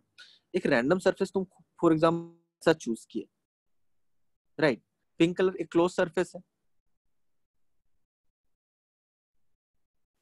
अब Q3 के कारण हमेशा ऐसे एज्यूम करो ना कि ये एक पॉइंट सोर्स है जो एनर्जी का सोर्स है, उससे जो भी एनर्जी निकल रही है उसको इन्फिनिटी तक तो जाना ही है। तो Q3 से जो भी फील्ड ऐसे निकला, वो जितना एनर्जी यहां से एंटर कर रहा है ना, इस वाले पॉइंट से जो भी एनर्जी एंटर कर रहा है उतना एनर्जी यहां से निकल जाएगा बाहर की तरफ, ठीक। वो इसीलिए मैं ये सब हर छोटा एग्जांपल लिया था। यहाँ पे ये वाला पार्ट, ये वाला पार्ट, ये Q चार्ज जहाँ प्लेस्ड है, एनर्जी जो जा रहा है वो निकलेगा, इसीलिए मैं लिया था। यहाँ पे भी कांस्टेंट इलेक्ट्रिक फील्ड वाला पार्ट लिया, एनर्जी जो एंटर कर रहा है वो निकलना ही पड़ेगा तुम्हारा एक ही सोर्स के टर्म्स में। तो यहाँ पे कोई भी तुम ऐसा सरफेस चूज कर रहे हो जिस सरफेस के बाहर अगर तीसरा चार्ज लाई कर जा रहा है, तो जितनी एनर्जी उसमें एंटर कर रही है उतनी ही एनर्जी बाहर निकलेगी। इधर से भी जितनी एनर्जी एंटर कर रही है उतनी एनर्जी बाहर निकलेगी, यहाँ से भी जितनी एनर्जी एंटर कर रही है उतनी एनर्जी यहाँ बाहर निकलेगी, ठीक है ना। इसीलिए इससे पहले जो इंडिविजुअल एग्जांपल्स मैंने लिया, बिल्ड किया, इसीलिए किया था, समझने के लिए, फील भी आया साथ में इक्वेशन के साथ।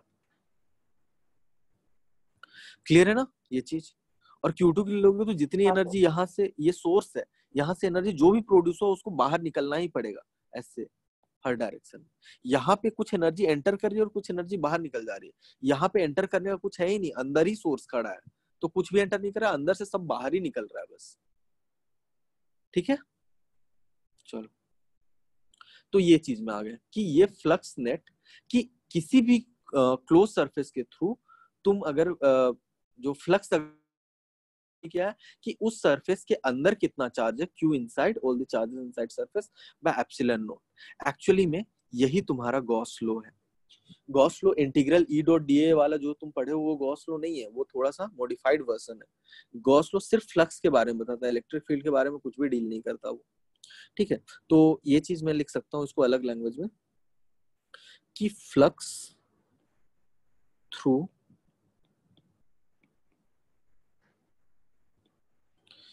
Any close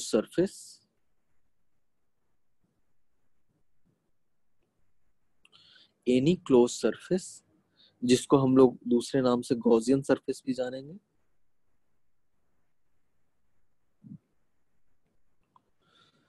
Gaussian surface is equal to Q inside by epsilon naught।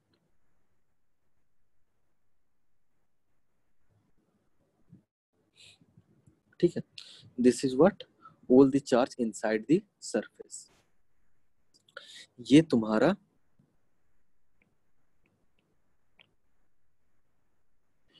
Gauss law.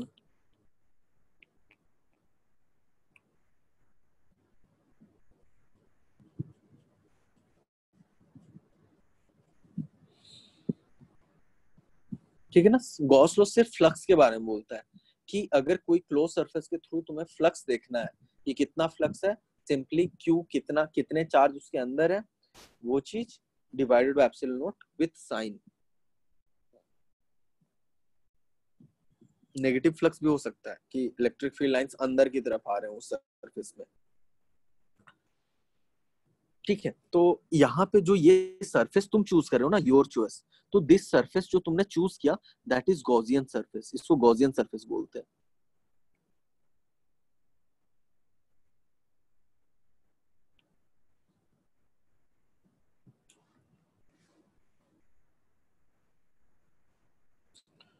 इस वाले पार्ट को गॉसियन सरफेस बोलेंगे।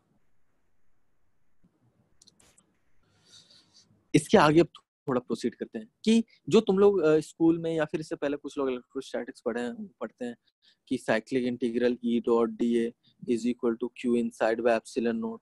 ये वाला पार्ट, ये गॉस लॉ है क्या? नहीं, ये गॉस लॉ नहीं है। गॉस लॉ सिर्फ इतना बताता है, फ्लक्स के बारे में बोलता है। ठीक है ना, ये सब चीज हमने खुद से अलग से मॉडिफाई करके चीजों को किया है। गॉस सिर्फ इतना बोल के चला गया था कि flux through given close surface is equal to Q inside by epsilon naught, बस गॉस लॉ इतना है। इसके आगे हमने इसको खुद से मॉडिफाई किया ई डॉट डी ए वाले पार्ट को। ठीक है, वो भी देखते हैं अभी कि गॉस लॉ के बाद अगर थोड़ा वर्क करना चाहे। यहाँ पे देखो और क्या किए थे, ये चीज समझ में आया कि उस सरफेस के अंदर कितना चार्ज है डिवाइडेड बाय एप्सिलॉन नॉट होगा। अगर ये वाला चीज, अब फिर से यहाँ पे आते हैं इक्वेशन 1, इक्वेशन 2, इक्वेशन 3, दो चीज। तो इसमें if phi1 plus phi2 plus phi3 is equal to q1 plus q2 by epsilon naught, ऐसे किया, राइट? तो यहाँ पे phi net is equal to phi1 plus phi2 plus phi3, phi1 plus phi2 plus phi3, ये चीज मुझे मिल गया q inside by epsilon naught। लेकिन phi1 को एक काम करो, phi1 को मैं लिखता हूँ, वो चीज मिलेगा cyclic integral E1 dot D, cyclic integral E2 dot D plus cyclic integral E3 dot D. ये तीनों का ही तो मुझे वो मिला था, is equal to Q inside by epsilon naught, यही था। ठीक, आगे मॉडिफाई करते जा रहे हैं। तो किसी भी छोटे से डीए, अपना इंडिविजुअल डीए पॉइंट पे, जैसे एक पॉइंट पे मैं क्या करता हूँ कि जो डीए अपना है वो ये वाला पॉइंट चूज करता हूँ, ये वाला पॉइंट, ऐसे छोटे छोटे डीए वाला पॉइंट चूज करना है मुझे अगर साइक्लिक इंटीग्रल पूरा निकालना है तो, राइट? अब छोटे छोटे यहाँ पे डीए पॉइंट चूज करना, तो किसी भी एक छोटे से डीए में Q1 के कारण भी कंट्रीब्यूशन है, Q2 के कारण भी कंट्रीब्यूशन और Q3 के कारण भी कंट्रीब्यूशन है, क्योंकि तीनों चार्ज का उस पॉइंट पे इलेक्ट्रिक फील्ड रहेगा ही रहेगा। तो वही चीज इसको, इसके आगे मैं अगर वो करना चाहूँ तो वो मुझे इसको ऐसे लिख सकता हूँ, cyclic integral E1 plus E2 plus E3 dot DA will give me what? Q inside by epsilon naught। ठीक है, तो इसको मैं यही बोल सकता हूँ कि जो फाइनल हम लोगों ने किया कि cyclic integral E net dot DA is equal to Q inside by epsilon naught. This is, ये चीज जो है तुम लोग अगर गॉस लॉ पढ़े हो तो वहां बताया जाता है कि ये गॉस लॉ है, पर एक्चुअल में ये गॉस लॉ नहीं है। गॉस लॉ इतना ही था जिसको हमने थोड़ा सा मॉडिफाई करके फ्लक्स वाले पार्ट को integral E dot D A के टर्म्स में लिख दिया, ठीक है ना। दिस सर्कल, सर्कल वाला पार्ट बता दिया तुम लोगों को, ये साइक्लिक इंटीग्रल है, साइक्लिक इंटीग्रल थ्रू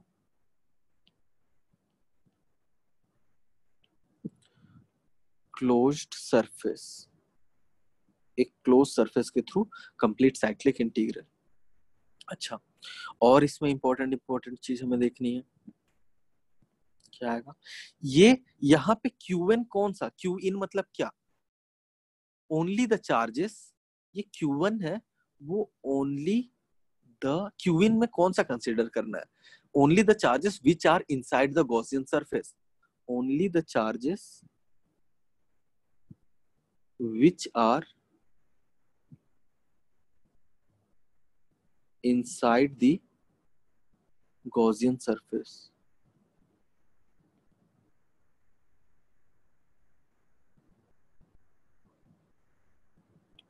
ठीक है, लेकिन यहाँ पे ये जो इनेट वाला पार्ट है, ये इनेट किसके कारण, सिर्फ जो अंदर चार्ज है उसके कारण, या इस यूनिवर्स में जितने चार्ज है उन सब सबके कारण। ठीक है, इसके लिए दो ऑप्शन देता हूं तुम्हें कि a only inside charge, b all the charges in universe. A और बी के फॉर्म में आंसर दो।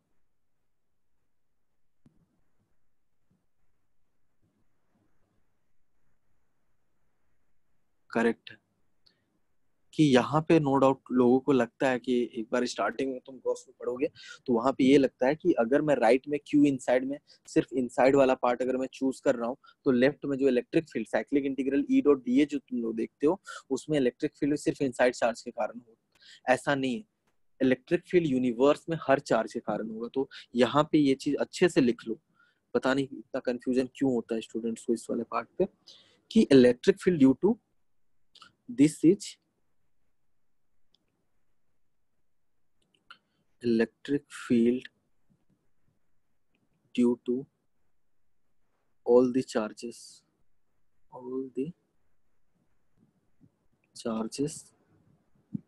inside plus outside। ठीक है ना, हर चार्ज के कारण इलेक्ट्रिक फील्ड का कंट्रीब्यूशन होगा इस वाले लेफ्ट वाले में, और राइट वाले में सिर्फ क्यू जो चार्ज अंदर है उसका कंट्रीब्यूशन होगा।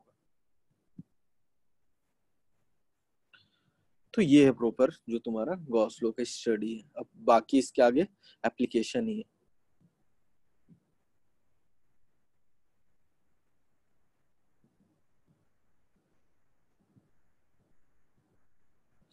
ठीक है, चलो देखते हैं अब थोड़ा सा, मतलब ये गॉस लॉ मैं जितना समझाया हूँ उसके अंडरस्टैंडिंग कितना तुम लोग 2 मिनट लेके एक काम करो, ये चीज देख लो यहाँ से, किस वाले पोर्शन से, इस वाले पोर्शन से, इस वाले पोर्शन से 2 मिनट लेके एक बार थोड़ा सा रिवाइज कर लो क्योंकि इंपॉर्टेंट था ये।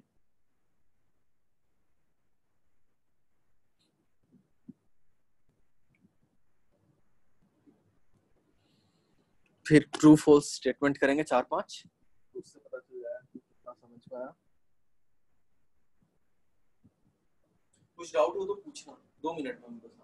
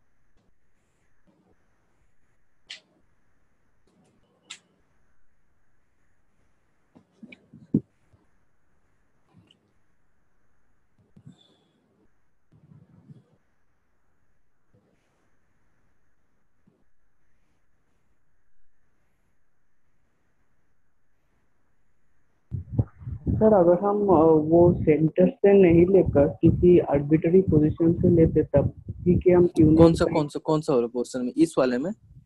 हाँ हाँ हाँ, इस आर्बिट्ररी वाले में हाँ, हाँ आर्बिट्री पोजीशन में कैलकुलेट करने के लिए हमारे लिए मुश्किल होता। इस वाले में हम लोग को लिए कैलकुलेट, देखो पहली बात तो एक चीज समझो, सारे लोग सुनो ये चीज।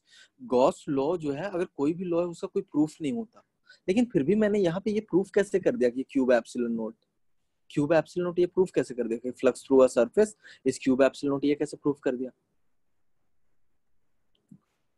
सर राइट, जस्ट एक वेरीफाई किया है एक स्पेशल केस हाँ, लिखा। मैंने वेरीफाई किया बस कि ये कूलम्स लॉ वाले पार्ट को यूज करके यहाँ पे के क्यू बाय आर स्क्वायर जो है वो तो कूलम्स लॉ से आया, लेकिन गॉस जो था ना वो कूलम से पहले पहले ही आगे ये स्टेटमेंट दे दिया था कि क्यूब एप्सिलॉन नॉट ही होगा तुम्हारा जो फ्लक्स है।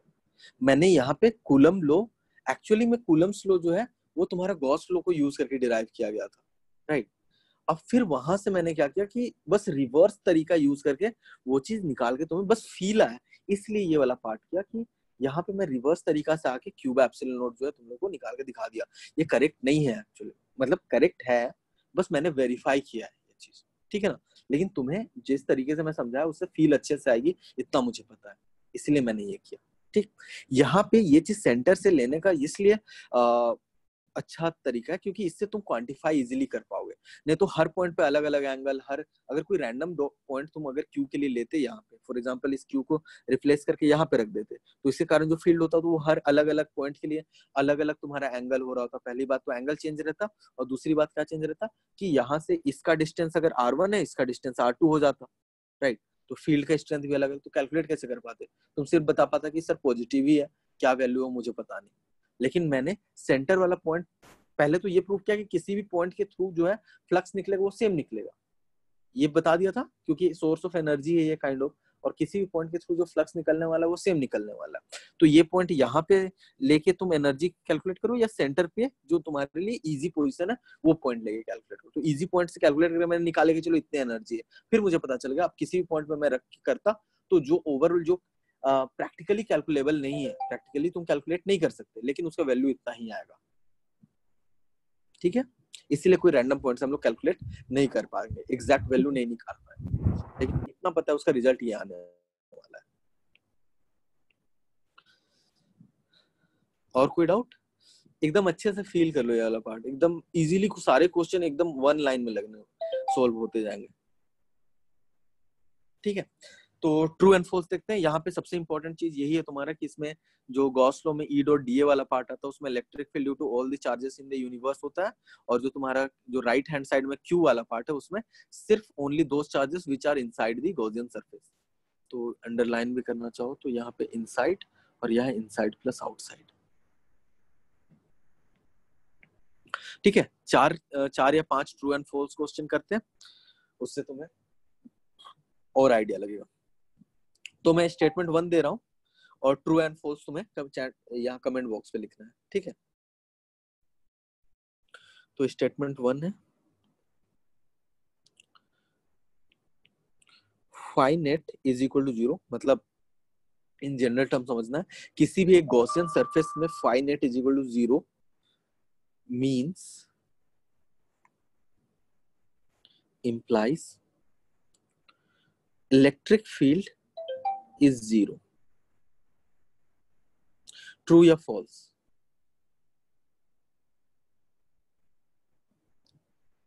अगर किसी भी गॉसियन सरफेस में तुम्हारा नेट फ्लक्स 0 है, इसका मतलब है कि उस जो गॉसियन सरफेस में हर जगह पे इलेक्ट्रिक फील्ड 0 है।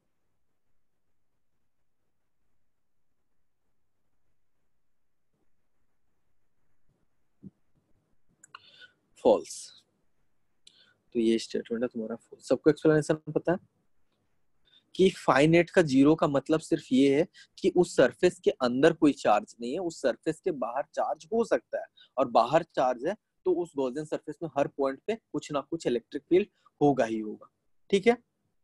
एक्सप्लेनेशन फिर से चाहिए होगा, माइक ऑन करके पूछना, जो मतलब समझ पा रहे हैं वो ठीक है, लेकिन कुछ लोग जो आंसर नहीं दे पाए हैं वो लोग को डाउट हो सकता है, तो एक्सप्लेनेशन वो दोबारा पूछना कि सर फिर से एक्सप्लेन करो ये स्टेटमेंट, ठीक है ना। तो phi net is equal to zero, इसका मतलब सिर्फ एक ही चीज है कि उस सरफेस के अंदर कोई चार्ज नहीं है, सरफेस के बाहर चार्ज हो सकता है, और सरफेस के बाहर अगर चार्ज है तो उसके कारण उस सरफेस पे हर पॉइंट पे कुछ ना कुछ फील्ड आएगा ही आएगा। सेकेंड स्टेटमेंट लेते हैं, Q inside is equal to zero. अगर Q इनसाइड जीरो है, this implies electric field is equal to zero. फिर से सरफेस पे हर पॉइंट पे इलेक्ट्रिक फील्ड जीरो के टर्म्स में बात कर रहे हैं। रुक जाओ, आंसर ये डैश देने के बाद ही करना। अब answer true false.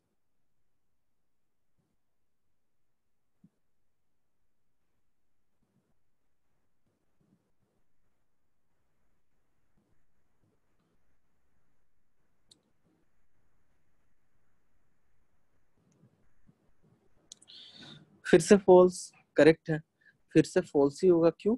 Same as previous argument, phi net is equal to zero, उसी को तो मैं लिख दिया Q इनसाइड जीरो। अलग कहाँ लिखा, सेम ही स्टेटमेंट है, ठीक है ना, कोई इशू है नहीं इसमें। नेक्स्ट देखते हैं statement number 3।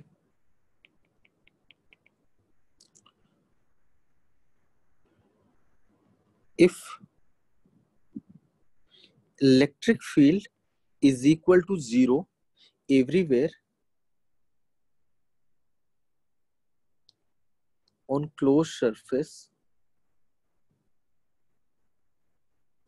implies flux is equal to zero. True, false? अगर क्लोज सरफेस का जो वो पार्ट है उसमें हर पॉइंट पे अगर इलेक्ट्रिक फील्ड तुम्हारा जीरो है, इलेक्ट्रिक फील्ड बोले तो नेट इलेक्ट्रिक फील्ड, अगर हर पॉइंट पे जीरो है, does that imply flux is equal to zero?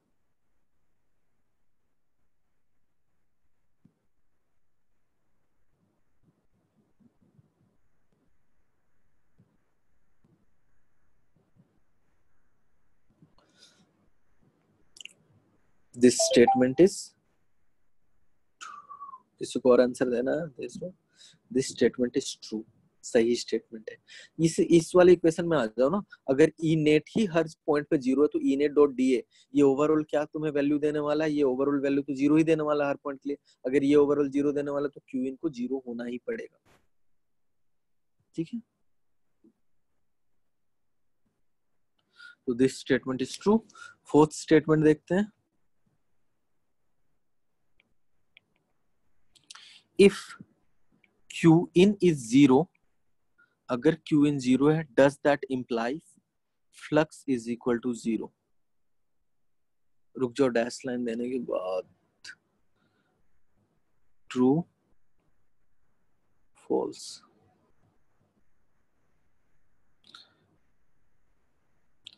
अगर क्यू इन जीरो है तो क्या फ्लक्स जीरो होगा? ट्रू है, सिंपली ये तो गॉस लॉ वाले पार्ट पे ही आ जाएगा, ये तो सिंपलेस्ट है मुझे लग रहा है इन चारों में से। This statement is absolutely true, Gauss law से डायरेक्ट, ठीक है। कोई किसी को कभी भी डाउट है तुरंत पूछना। फिफ्थ स्टेटमेंट है, ये अच्छा है थोड़ा, if electric field is zero everywhere, electric field मतलब net electric field, everywhere on closed surface, this implies Q inside is equal to zero। ये ट्रू है या फॉल्स है? रुक जाओ, डैश लाइन देने के बाद करना।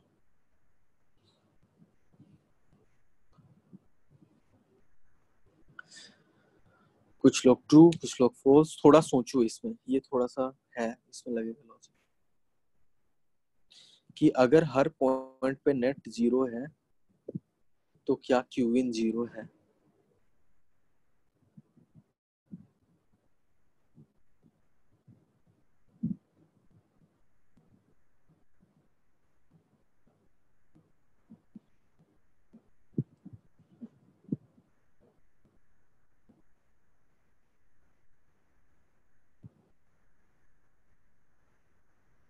रुद्रा फॉल्स क्यों है? माइक ऑन करके आंसर दे सकते हो रुद्र। हाँ सर, अगर हम मतलब एक कंटिन्यूअस चार्ज डिस्ट्रीब्यूशन रख दे आउटसाइड, मतलब वो क्लोज सरफेस सच दैट कि जो मतलब हर एक पॉइंट पे उस क्लोज सरफेस पे ई जीरो कर दे, तो अंदर भी तो चार्ज रहेगा, तभी तो पॉसिबल होगा ना। नहीं, तुम बोले कि क्लोज सरफेस के बाहर कोई चार्ज रखते हैं, ठीक है, रख दिया, फिर नहीं सर, कंटिन्यूअस डिस्ट्रीब्यूशन रहना चाहिए। चार्ज का कंटिन्यूअस डिस्ट्रीब्यूशन मतलब एक रिंग टाइप का कुछ? हाँ हाँ, मतलब नहीं सर, पूरा एकदम। मैं समझा नहीं। ये मतलब मेरा मैंने गॉसियन सरफेस ऐसे बनाया। हाँ ठीक है सर, उसी के ही पैरेलल मतलब एक सरफेस बनाना है। सरफेस के पैरेलल एक चार्ज का सरफेस, ठीक, हाँ ऐसे मैंने, फॉर एग्जांपल ये मेरा गॉसियन सरफेस है, ठीक है, ठीक है। इसके पैरेलल मैं एक रॉड ले लेता हूँ चार्ज का, राइट, ऐसे ही, हाँ हाँ लैम्डा कूलम पर मीटर। फिर if E net is zero, अब इसके कारण net field zero everywhere on close surface. Everywhere on close surface मतलब कि यहाँ पे तो जीरो नहीं है, अब यहाँ पे तो जीरो नहीं है, कैसे करेंगे? मतलब कोई ऐसा चार्ज सिस्टम एग्जिस्ट करना चाहिए, मतलब कोई ऐसा चार्ज सिस्टम तुम बताओ जो क्यूबिन वाले पार्ट को जीरो हो रहा, मतलब इस गॉसियन सरफेस के अंदर कोई भी चार्ज नहीं आ रहा हो, सारे चार्जेस इसके बाहर है, और साथ में क्या कंडीशन हो, ई नेट जीरो। ये तो इफ मेरा दिया हुआ है ना, हर पॉइंट पे ऑलरेडी इलेक्ट्रिक फील्ड जीरो है, तो तुम्हें चार्ज सिस्टम ऐसा चूज करना है सच दैट कि क्यूबिन वाला पार्ट जो है तुम्हारा जीरो ना हो।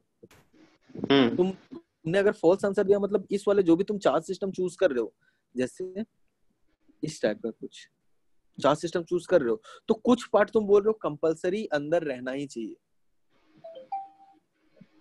अगर तुमने फॉल्स आंसर दिया तो यही बोल रहे हो ना कि सर क्यूबिन हाँ शुड हाँ not be equal to zero.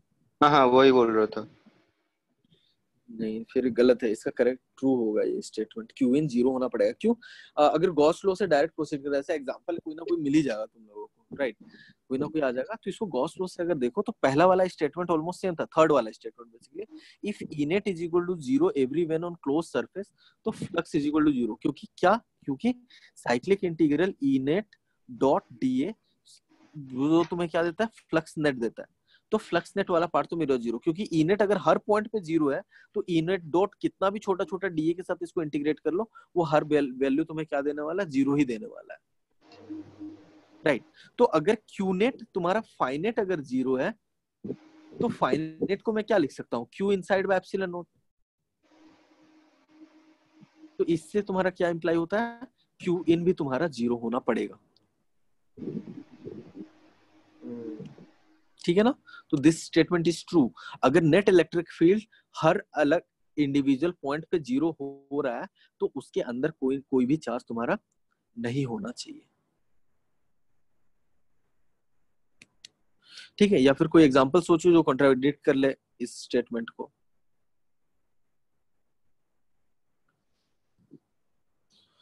Clear है ना? तो गॉस लॉ का पूरा कॉन्सेप्ट आज सिर्फ डिस्कस किए हैं। इस कॉन्सेप्ट का एप्लीकेशन वाले पार्ट जो है वो कर सकते हैं अभी डिस्कस, लेकिन कुछ लोगों का ऑलरेडी क्लास है, तो 2-3 एग्जांपल छोटे छोटे लेते हैं, फिर आज जल्दी छोड़ दूंगा क्लास, लाइक 5:50 में, ठीक है ना। तो जिनका क्लास है वो एग्जिट कर सकते हैं, बस क्वेश्चन है दो छोटे मोटे, एक दो।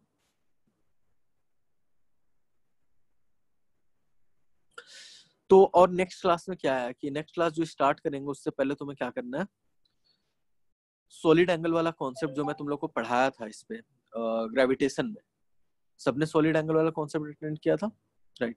हाँ सॉलिड सर। एंगल वाला कॉन्सेप्ट जो है वो रिवाइज करके एकदम अच्छे से आना, क्योंकि उसका बहुत शानदार एप्लीकेशन यहाँ होने वाला है, ठीक है। तो सॉलिड एंगल कॉन्सेप्ट रिवाइज करके ही आना, अगर रिवाइज नहीं कर रहे हो तो नेक्स्ट क्लास पूरा समझ में नहीं आएगा, अच्छे से उड़ जाएगा पूरा। तो सॉलिड एंगल वाला पार्ट कवर करके आना नेक्स्ट क्लास में, और बाकी जिनका भी क्लास है फिटजी विटजी में या फिर जिस भी कोचिंग में, वो लोग एग्जिट कर सकते हैं। अच्छा चलो, छोटा प्रैक्टिस करते हैं, 4-5 मिनट का प्रैक्टिस है बस। तो ये करने के बाद नेक्स्ट क्लास में भी ये करने वाले हैं, लेकिन अभी थोड़ा सा कि अभी अभी डिस्कस किए हैं तो गॉस लॉ का एप्लीकेशन अच्छा रहेगा, तो वो करते हैं। एक काम करते हैं, सरफेस ले लेते हैं थोड़े, हेमिस्फीयर।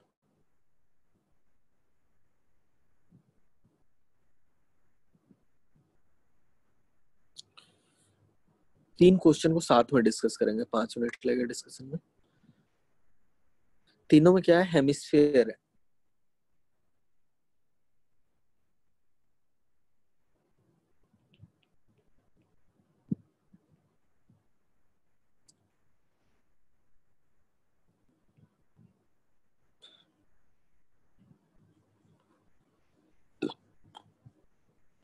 अब इस हेमिस्फेयर में मैंने क्या किया कि इसका जो नीचे वाला पोर्शन है क्लोज्ड, इसमें भी नीचे वाला पोर्शन जो है क्लोज्ड,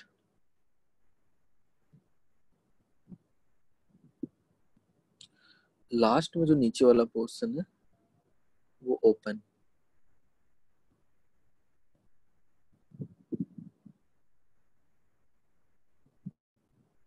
ऐसे ले लिया,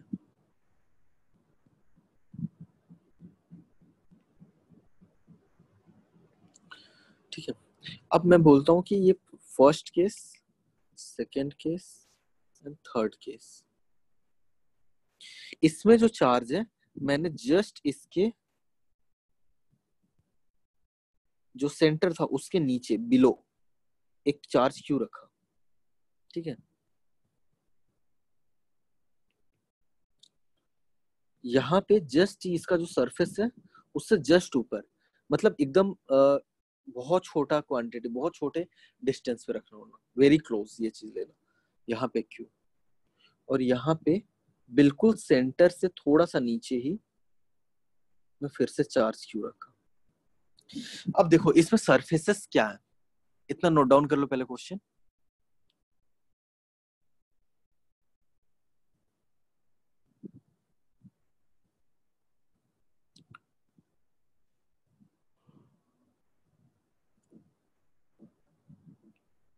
ठीक है, तो अब इसमें क्या है, सरफेस को तुम देखोगे तो एक तो तुम कर्व्ड सरफेस, सॉरी, एक तो तुम कर्व्ड सरफेस बोल सकते हो कि सर ये वाला जो डोम है इसका, ये वाला पार्ट कर्व्ड वाला पार्ट, ये सरफेस, और एक ये जो फ्लैट वाला सरफेस, कि एक हेमिस्फेयर, होलो हेमिस्फेयर है जो क्लोज्ड है हर तरीके से, तो ये कर्व्ड सरफेस हो जाएगा, ये वाला तुम्हारा हो जाएगा फ्लैट सरफेस। तो इनको मैं सरफेसेस को नाम दे देता हूँ, एस कर्व्ड, एस फ्लैट, ठीक।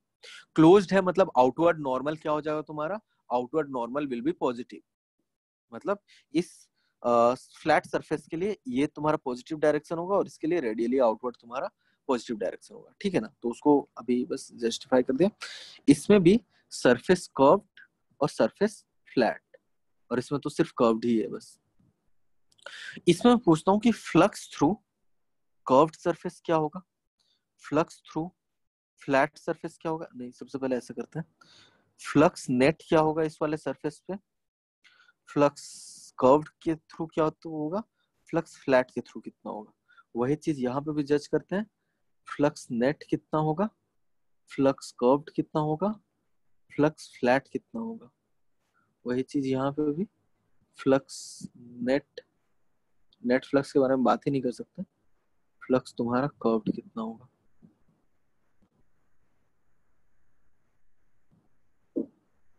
पहले क्वेश्चन नंबर 3 सॉल्व करो सारे लोग, खुद से अटेम्प्ट करो।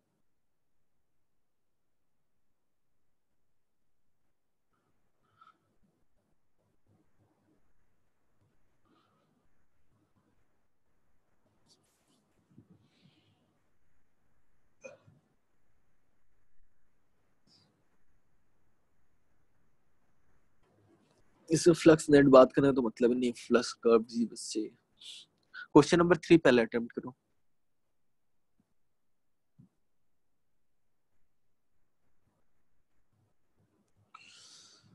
Q बाय 2 एप्सिलॉन नॉट, सही बोल रहे हो। देखो थर्ड वाले चीज को Q बाय 2 एप्सिलॉन नॉट आएगा, करेक्ट है वो। कैसे कि ये Q एज अ चार्ज है, तो ये एनर्जी अपना रेडिएट कर रहा होगा हर डायरेक्शन में। कितना टोटल एनर्जी रेडिएट करेगा, Q बाय एप्सिलॉन नॉट जितना, ठीक। Total energy Q bye epsilon not जितना। अब ये Q बाय एप्सिलॉन नॉट क्या है, इसके ऊपर जो एनर्जी ऐसे जा रही है निकल रही है और नीचे जो एनर्जी ऐसे निकल रही है, दो ही डायरेक्शन में। मतलब अगर इसको प्लेन में ऐसे मैं पार्शियली ऐसे एक लाइन बनाऊं तो ऊपर जो एनर्जी जा रही है और इस लाइन के नीचे जो एनर्जी जा रही है, दोनों का टोटल ओवरऑल समेशन क्या है, क्यू बाय एप्सिलॉन नॉट।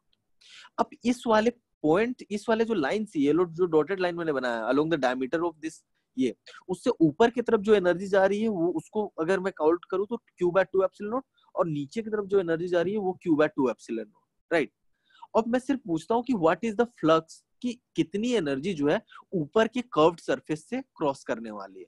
तो जितनी एनर्जी ऊपर की तरफ डायरेक्शन में निकली है ये, वही सारी एनर्जी ऊपर वाले सरफेस को पेनिट्रेट करके बाहर निकलेगी या क्रॉस करके बाहर निकलने वाली है, राइट। तो जो कर्व्स के थ्रू जो फाइनल फ्लक्स जाने वाला है वो simply Q by 2 epsilon naught हो जाएगा। क्लियर है ना?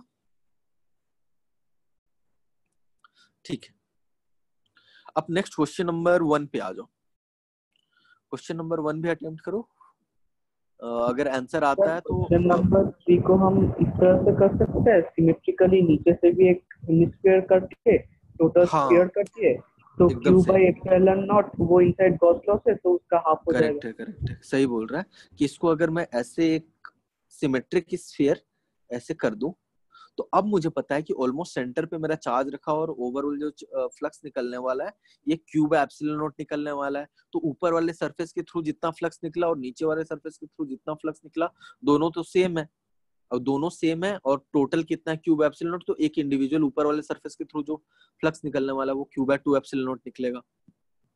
ऐसे भी सोच सकते हो, ऐसे ही थिंकिंग चाहिए होगी। मतलब इसके आगे जो भी क्वेश्चन हम लोग अटेम्प्ट करने वाले एकदम शानदार शानदार क्वेश्चन आएंगे, ठीक है। तो सॉलिड एंगल थोड़ा सा और पढ़ लोगे तो और अच्छे लेवल के क्वेश्चन बन सकते हैं।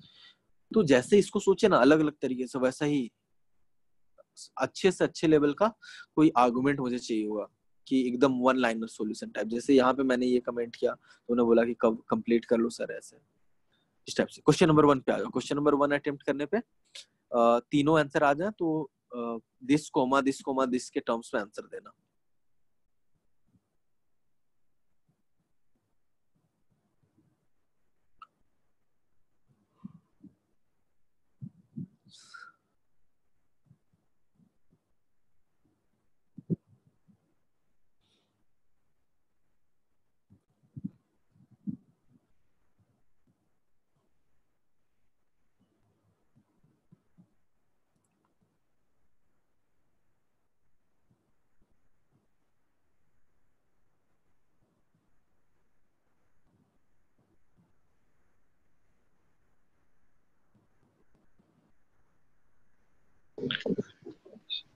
करेक्ट है।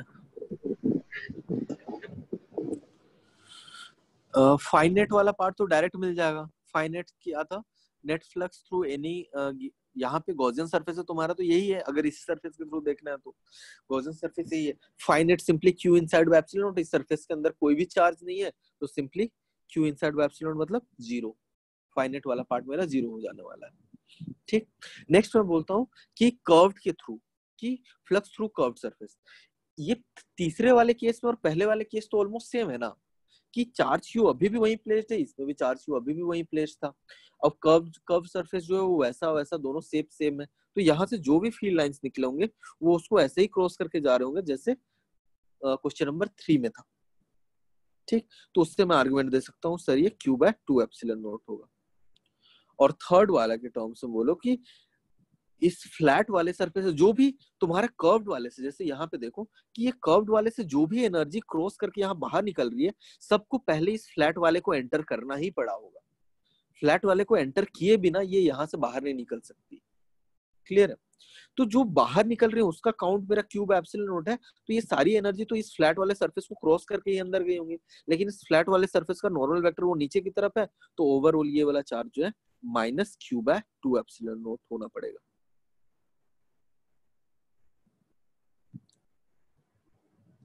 क्लियर है ये चीज? ठीक है, वैसा ही क्वेश्चन नंबर 2 वाले पे आंसर दे सकते हो सेम टू सेम आर्गुमेंट से।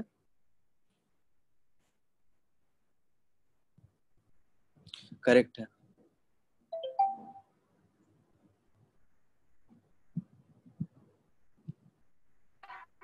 सर बोलो।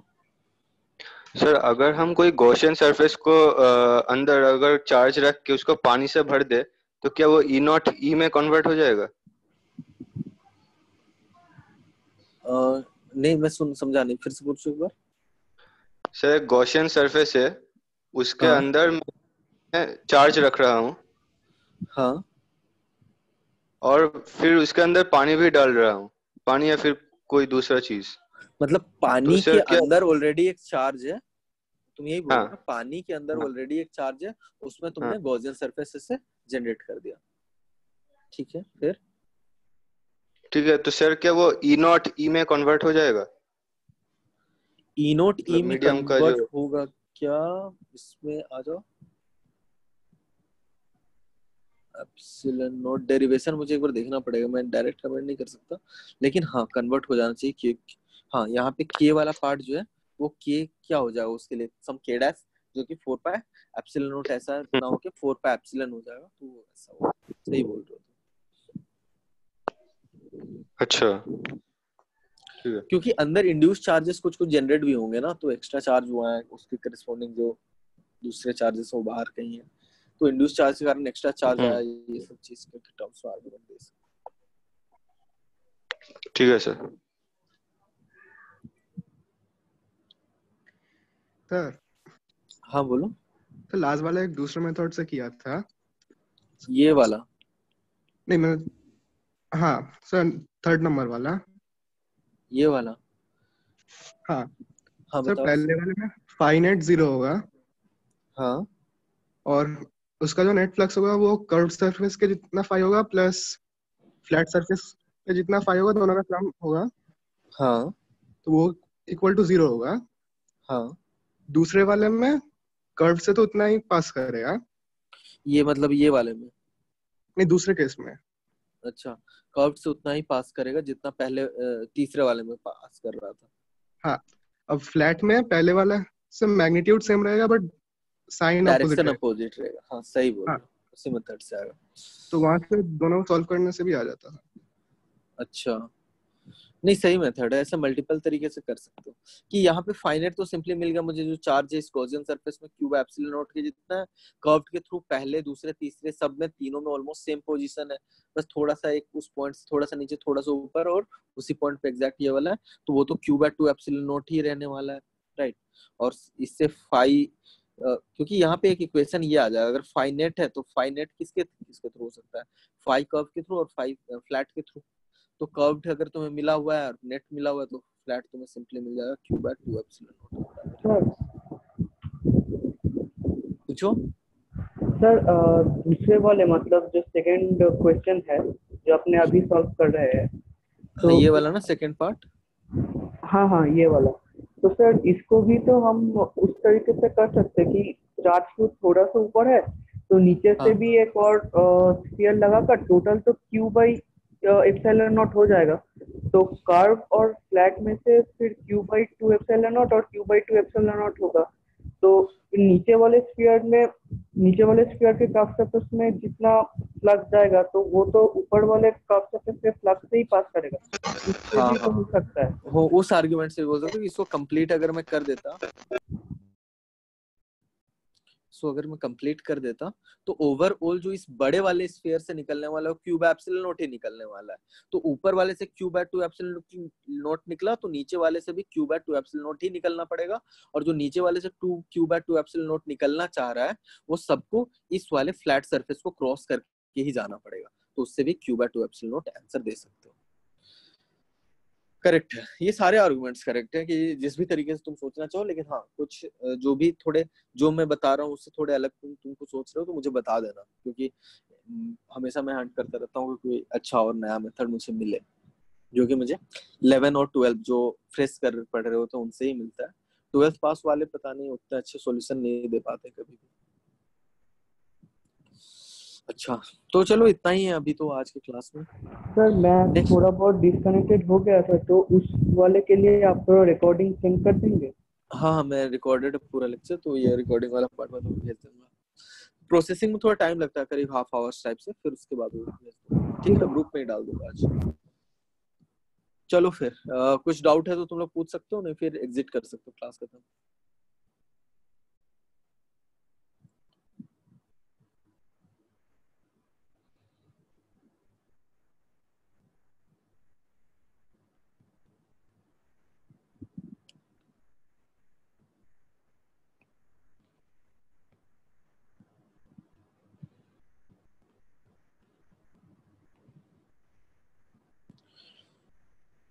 चलो फिर मीटिंग एंड करते हैं।